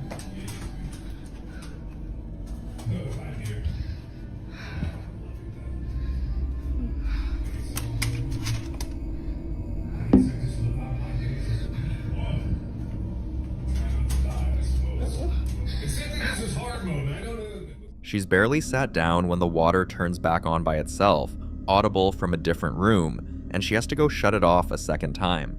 Then the doorbell rings clearly, and when she checks the window and the porch, there's nobody there. Not across the street, not on the path, not near the mailbox. Luna is already at the door before she gets there. Some viewers think this cluster of events, the faucet, the bell, the dog's fixation on unseen things, points to an intelligent presence, one that's interacting with the house rather than just haunting a specific room. Others suggest a plumbing fault for the faucet and a technical glitch for the doorbell, but the timing, back to back in the same clip, makes the mundane explanations feel strained. The last clip shifts the setting outdoors at dusk to a dirt path bordered by dark trees. Luna has already appeared in several of these clips, reacting before her owner does, and in this one that pattern reaches its most extreme point. The woman is walking Luna on the leash through what looks like an open field at the edge of the tree line when Luna stops cold, locks her gaze on something ahead in the darkness, and refuses to move. Watch.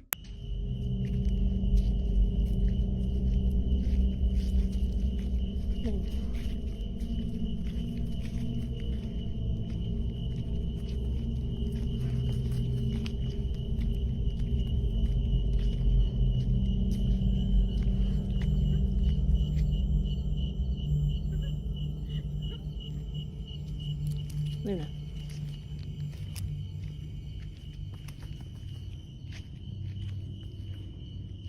Luna.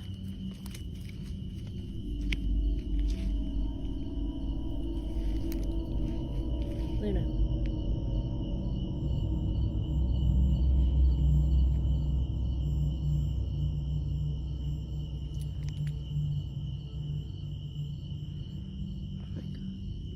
What?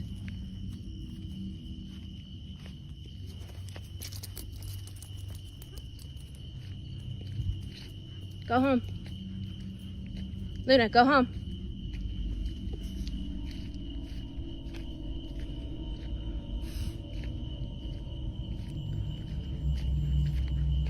Come on. No, no, no, no. Luna, come on. Stop.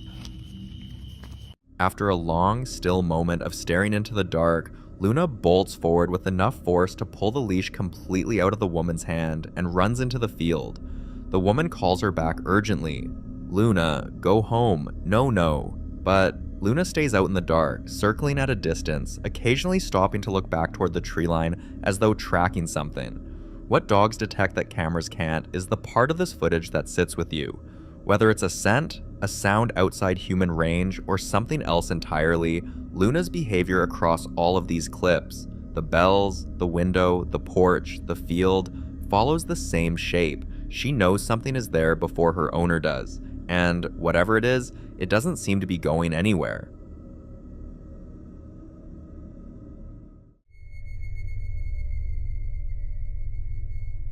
The following video was recorded by a man who was working a delivery run late at night when his route took him past a cemetery. The kind of moment most people would shrug off, except this time it didn't let him go. He's driving an SUV, dashcam running in split screen mode showing both the road ahead and the interior of the car, and you can see him glance over at the fence line as he sits at a red light, muttering quietly about the cemetery next to him. He keeps driving, keeps his composure, tells himself it's nothing. And then something enters his car. Watch.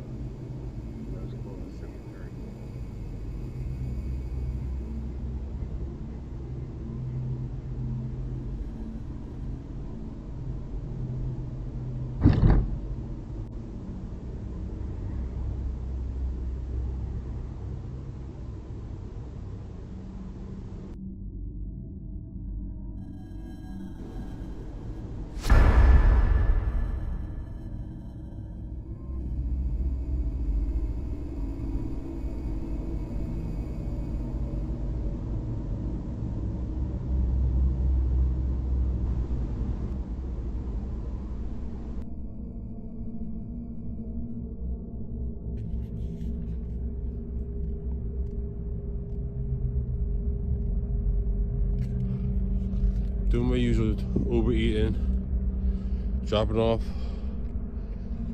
some food. I swear, this all address gotta be set by the cemetery. But I see this again, I'm just not gonna accept it. I'll tell you that.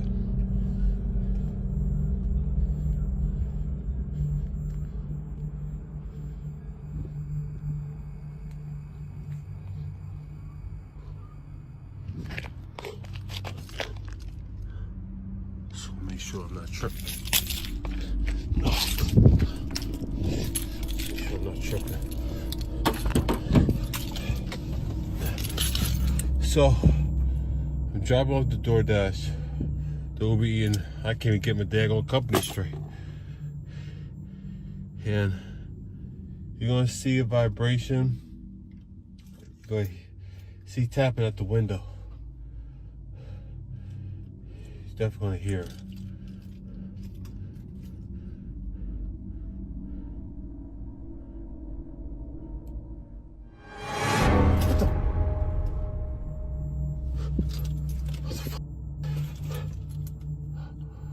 Hell no.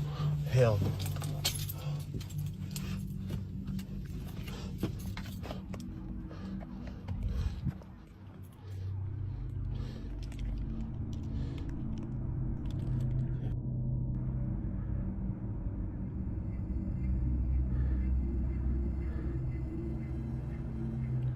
Tripping.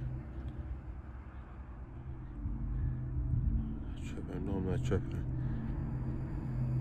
Oh, hell no, hell no, hell no, hell no, hell no, hell no, hell no.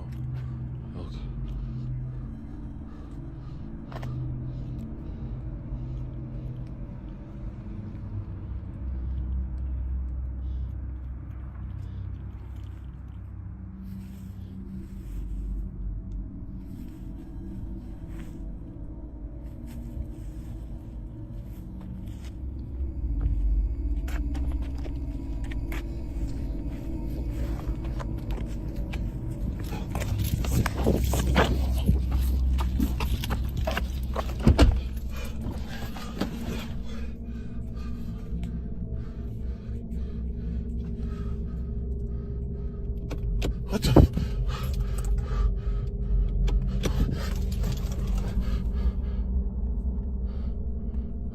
Oi.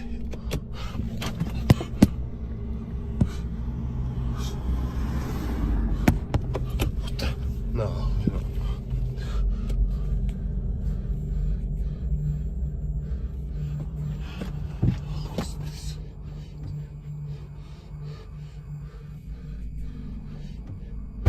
Oh hell, what the fuck? Shit, I mean, shit. Oh hell, no, hell. Nope. No. There are 3 separate moments in this footage, and each one is harder to dismiss than the last. The first is the subtlest, a faint translucent shape in the back seat, there for barely a second before it's gone, and his gasp is immediate and unscripted. He pulls over near the cemetery, gets out to check the car, and that's when the second moment hits. A shoe on the discarded cardboard box moved. But the third moment is arguably the most unsettling. Back inside the car, his car didn't start, and while he was trying to figure out why, one of the doors opened itself. Some who've watched this point to the escalating nature of the encounters: subtle entry, then external manifestation, then direct interference with the car's electronics. As behavior consistent with what some paranormal traditions describe as an attachment in transit, a presence that latches onto a person rather than a location. Others think the proximity to the cemetery is the key detail. There's a long-held belief across multiple cultures that spirits tied to burial grounds are territorial, and that passing too close, especially at night, can invite something to follow. What do you think crossed into that car?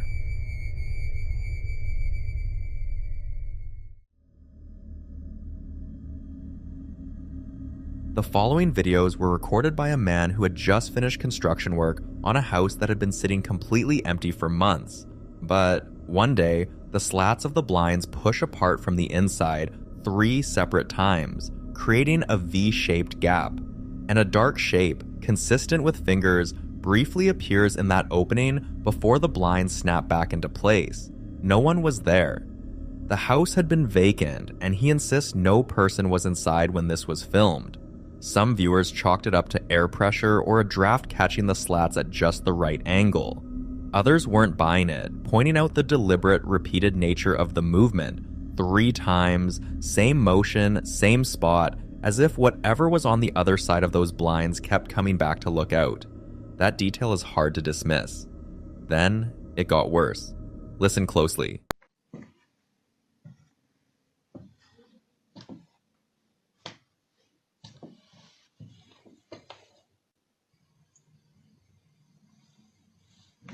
Hey, Missy? Miss?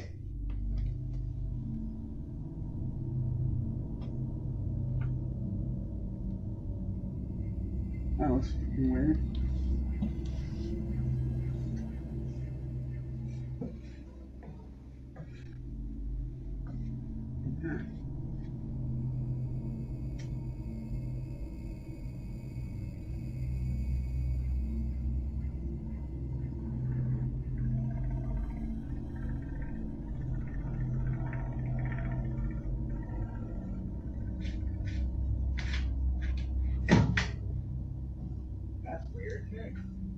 What the frick is going on here, brother?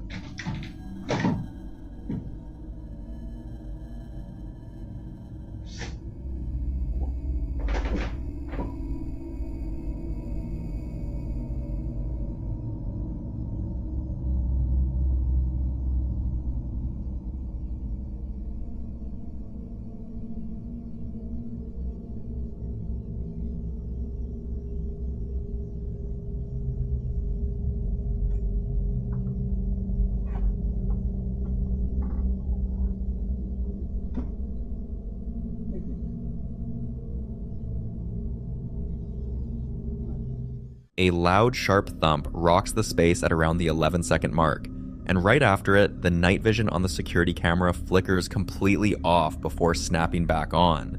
He stops, startled, calls out, no answer. Then, as he moves deeper down the hall, a long groaning sound, low, drawn out, with no visible source anywhere in that empty building. Skeptics argue an unfinished structure naturally settles and shifts, especially at night when temperatures drop. But the sequencing here is what makes that harder to accept. The sounds don't drift or fade the way passive settling does. They escalate, one after another, almost like something in that house was making itself known on purpose. What would you do in this situation? The following video is about Nate, someone many viewers already recognize for the strange and often unsettling activity that seems to follow him wherever he goes. Over time, people began pointing something out to him, that he might be giving whatever it is too much attention, and that constantly reacting to it could actually be making things worse. So he decided to try something different. He started ignoring it. No reactions, no engagement, just going about his day like nothing was there. But that didn't last long because one morning, this happened. Watch.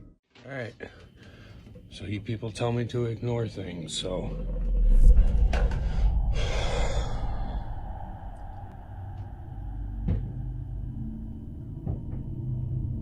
Tell me what the fuck that is.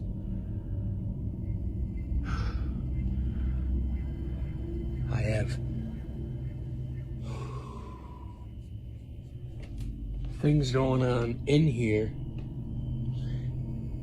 and in the bathroom right above me, or some upstairs above me at the same time. But, you know, I'll just ignore it. And it's not as simple as people think. Unless people experience these things, then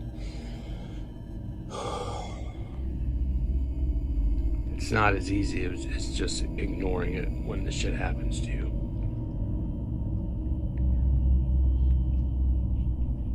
I'm working on it. Once again, you can hear faint whispers in the background, unclear but definitely there.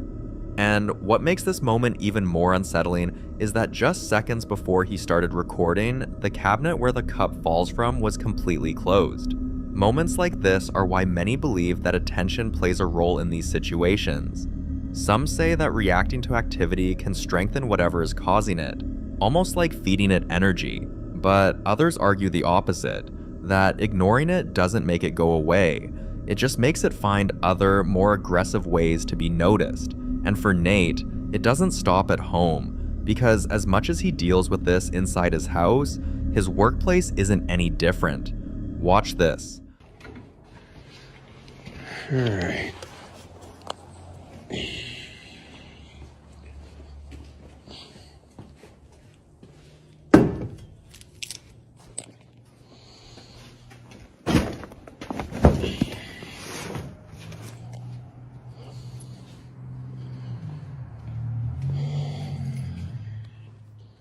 Good morning, ghosts. Happy Friday to you guys, too.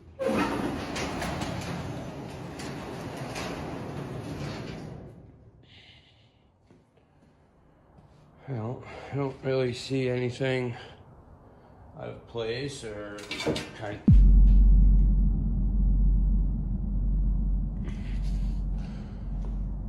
Everything looks... Oh.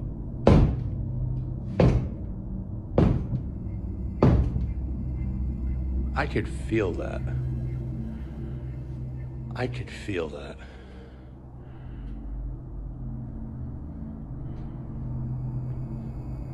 Did I offend you by saying good morning?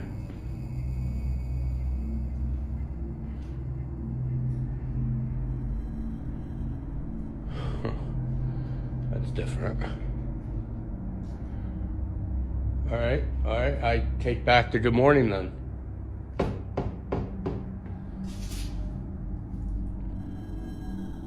Oh, okay. We're gonna do this now.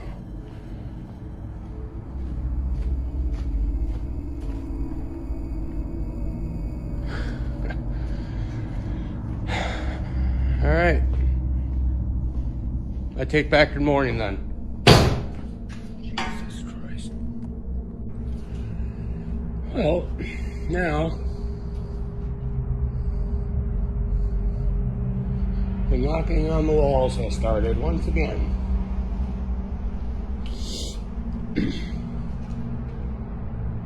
Just figure out, turn the camera on and see if I can catch it. Because, I mean, it was every wall.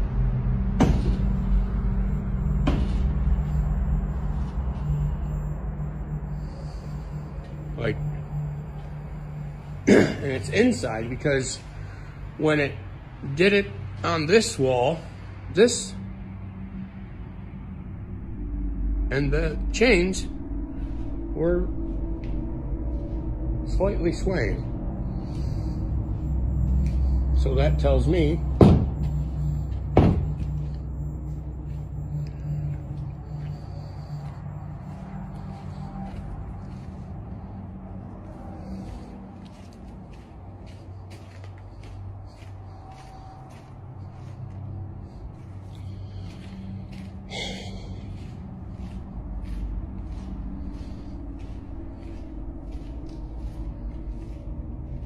I wish I can understand what whatever this is wanted.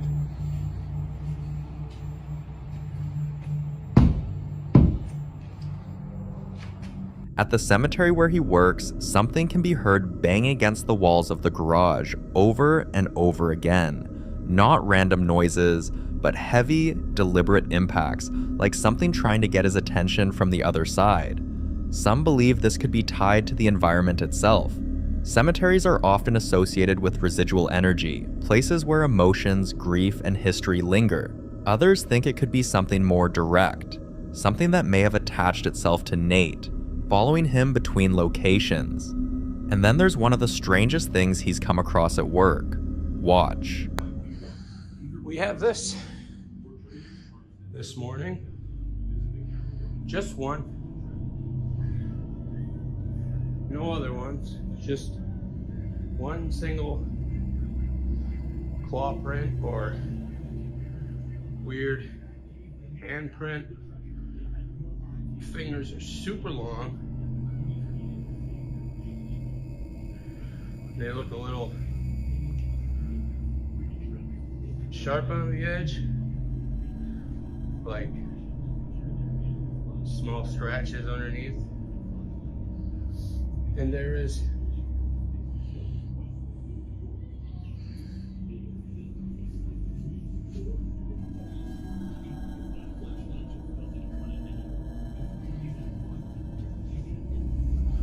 it's almost like it was jumping up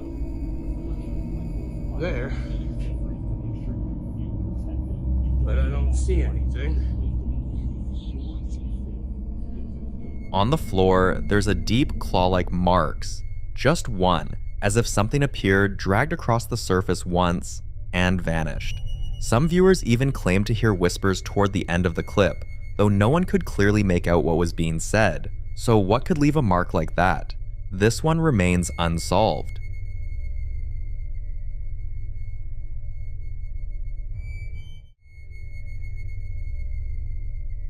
In this next video, a father shares an experience that completely changed the way he sees his own home.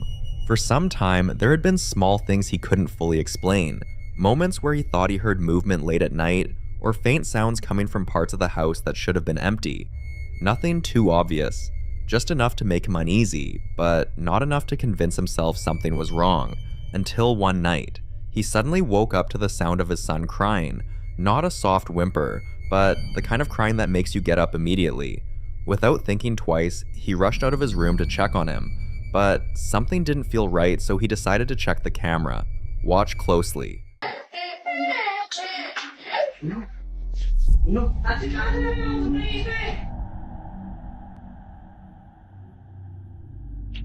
Good.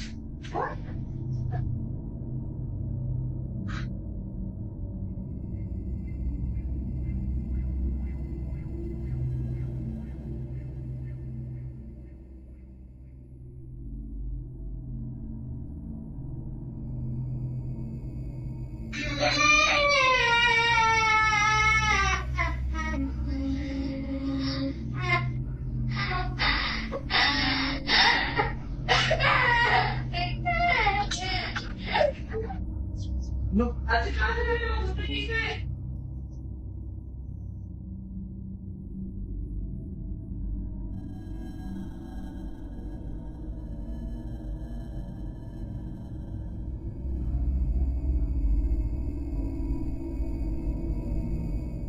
You can hear it clearly, a child crying, but then something else happens. A figure moves past, and for a brief moment, it looks like the shape of a child. Yet, something about it feels off. The movement isn't natural, the timing doesn't match the crying, and the presence itself feels separate from the sound. And this is where things start to get really disturbing. Because when he finally checked on his son was fine. Not crying, not awake, just sleeping. Which raises a terrifying possibility. Some viewers believe this could be a case of something imitating familiar sounds to draw attention, possibly to lure someone out of their room. It's a theory often mentioned in cases where voices or cries are heard, but don't match any real person in the house. Others think it could be a shadow figure manifesting briefly, using sound and movement together to make its presence known. But whatever it was, it knew exactly what would get his attention. So if that wasn't his son crying, then what was it? I'll let you be the judge.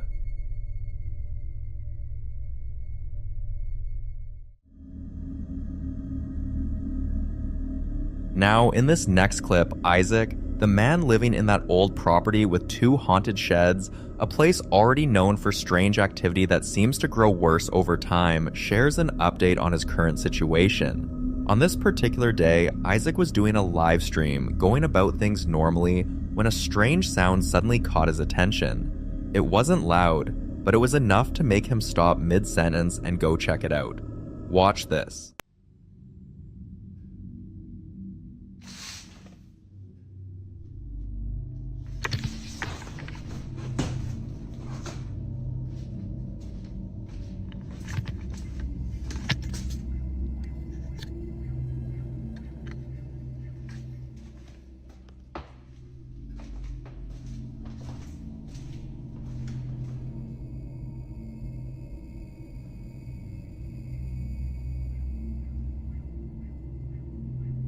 Y'all heard it too. Y'all heard it too? Because I know I heard something. I know I'm not going crazy.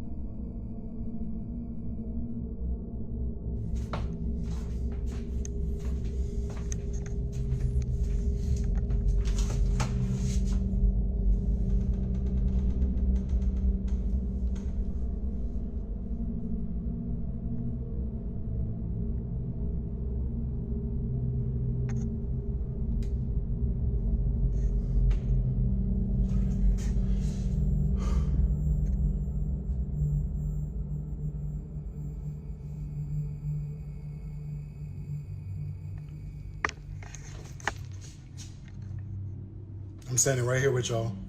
I'm standing right here with y'all. My hands. My hands. I'm standing right here with y'all. Just burn the whole house at this point. I can't, they ain't got nowhere to live. Fuck. Oh. Ah. Ooh. Ow. Oh. Hit my leg. I hit my knee so bad. Oh my God, that hurt. Oh. Isaac had previously explained that this room used to belong to the grandfather who owned the land, and according to family members, he always preferred warm temperatures. It was something very specific about him, something only people close to him would know. And just to rule out any easy explanations, Isaac made it clear during the live stream that the other remote was in the living room, and the remotes don't control each other. Something he had tested before when he once misplaced one of them. So if no one was in the room and no remote was being used, then what turned it on? Some viewers believe this could be the grandfather's presence, something familiar, almost routine, repeating what he used to do when he was alive. But others aren't so convinced because what happens next changes the tone completely. Tired of everything happening around him, Isaac eventually decided to bless the house, and for a few days, things were quiet. Almost too quiet until this happened. Watch. Hey, what's going on, guys? like I said, I've left the living room and I've officially moved into the bedroom now. And it's... What the hell?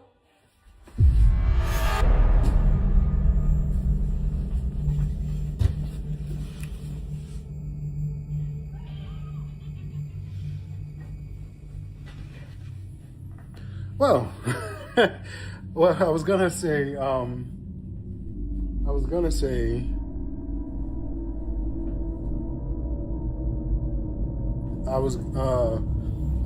that it's been pretty calm all day.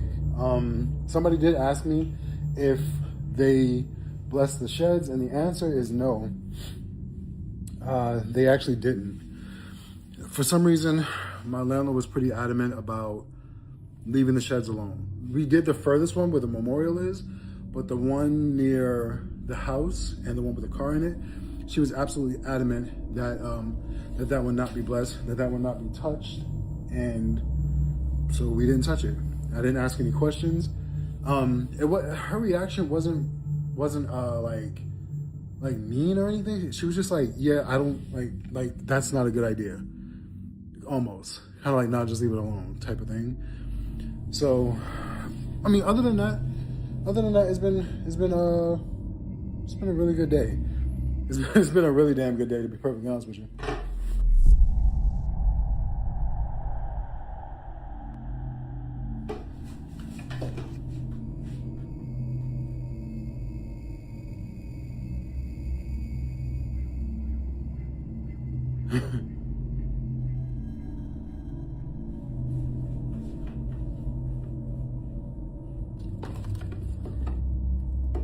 Why are my windows so foggy? Look at this. Look how foggy my windows are. Look, these two. Can you even see it? I don't even know if you can see it. It's like mad condensation. Why is there so much condensation on my flipping window?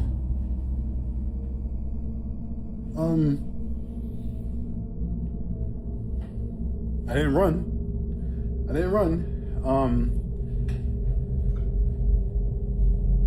Yeah, I forgot what I was gonna say, to be perfectly honest with you, but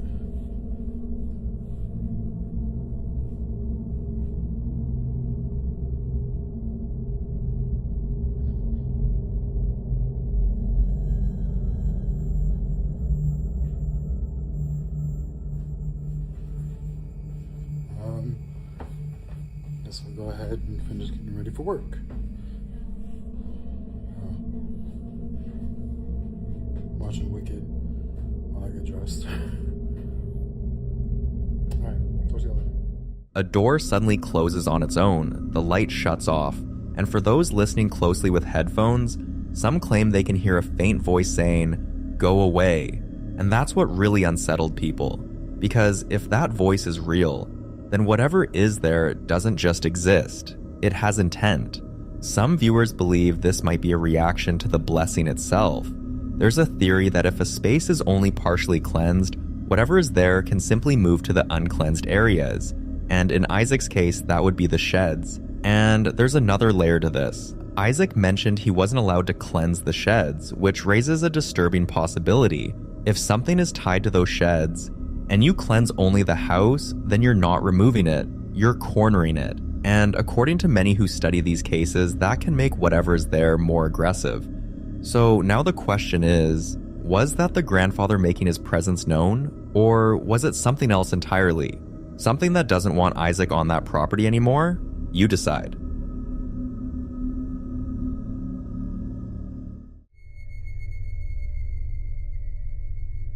In the following video, a man named Moses and his family were on their way home one evening when his daughter insisted they stop by a small playground near their house. It was a simple request, just a few minutes to play before heading in. Reluctantly, he agreed. The kid played, laughed, and enjoyed the quiet moment. But as time passed, something about the place began to feel off. The kind of uneasiness you can't explain, like being watched without seeing anyone. Then, just as they were about to leave, Moses saw it clearly. Someone was there hiding. He turned his camera toward a nearby tree and started calling out, asking whoever was there to show themselves. And then, it did. Watch. No te vas a golpear la resbaladilla cuando te bajes. ¿Me bajo? Sí. Ah. ¡Ey, Nana! Mira, espérate. Nana, ven. Véngase para acá. Mira, cheque. A ver, miren el árbol aquel. No, la neta, te lo juro que yo miraba algo. Como que se asomaba. A ver, venga. No, es que yo miré algo, neta. No pasa nada.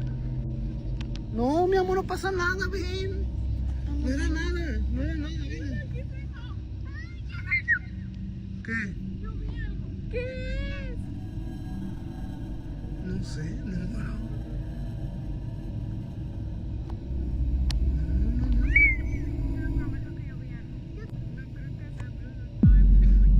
Irga, sí se miró. ¡Hey! ¿Quién está ahí?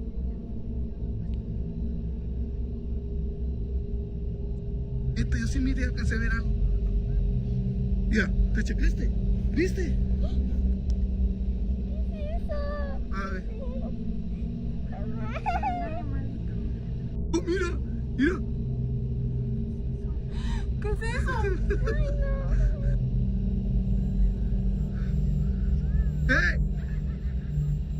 ¡Hey!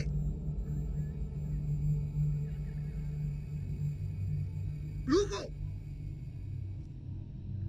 ¡Asómate!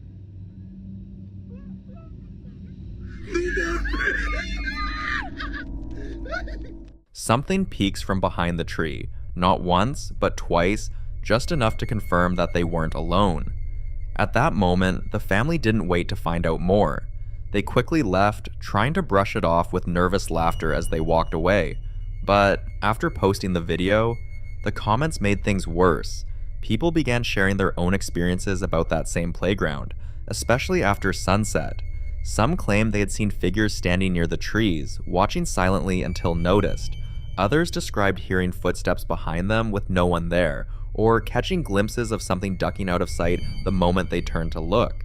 A few even said the place feels completely normal during the day, but changes the moment it starts getting dark, as if something else uses that space when no one is supposed to be there. So what was hiding behind that tree? For now, this one remains a mystery.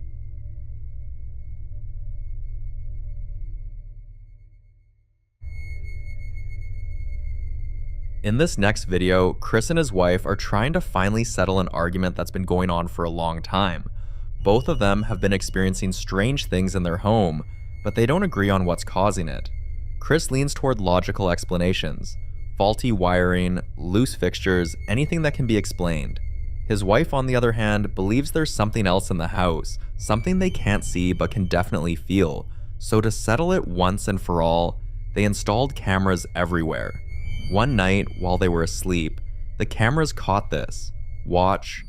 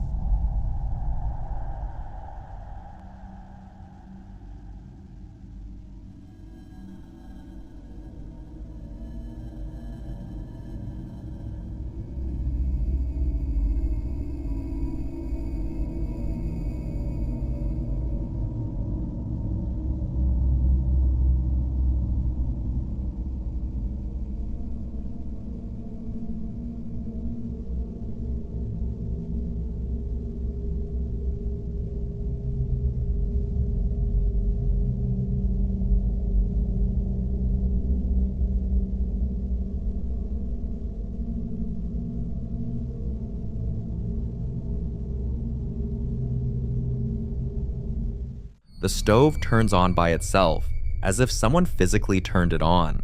Up until this point, many viewers believed the activity in their home might be tied to something harmless, possibly even a child's spirit, especially based on earlier clips where objects were lightly moved or knocked over. But after seeing this, people started to think differently, because this isn't just movement, this is dangerous, something that could have easily caused a fire. And that's why some believe this might not be something playful or harmless anymore, but something more aggressive, something with intent.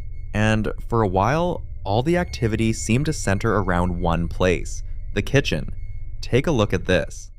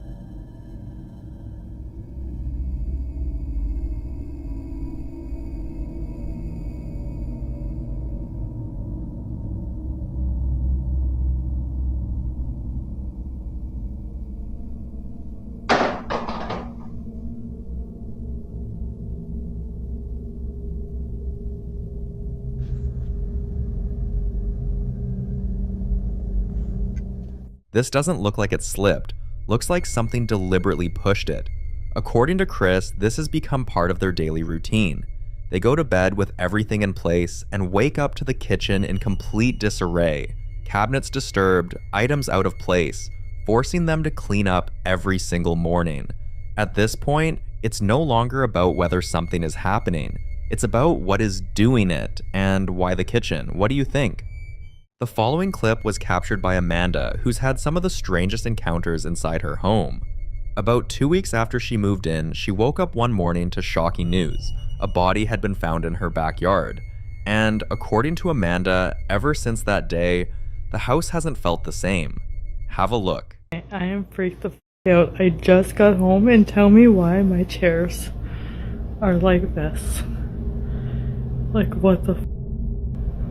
I literally still have my coat on. I come walking through the fucking... Oh my god. I'm like shaking right now. I just went and dropped my daughter off to her dad's house. And all the chairs were around the table. What the...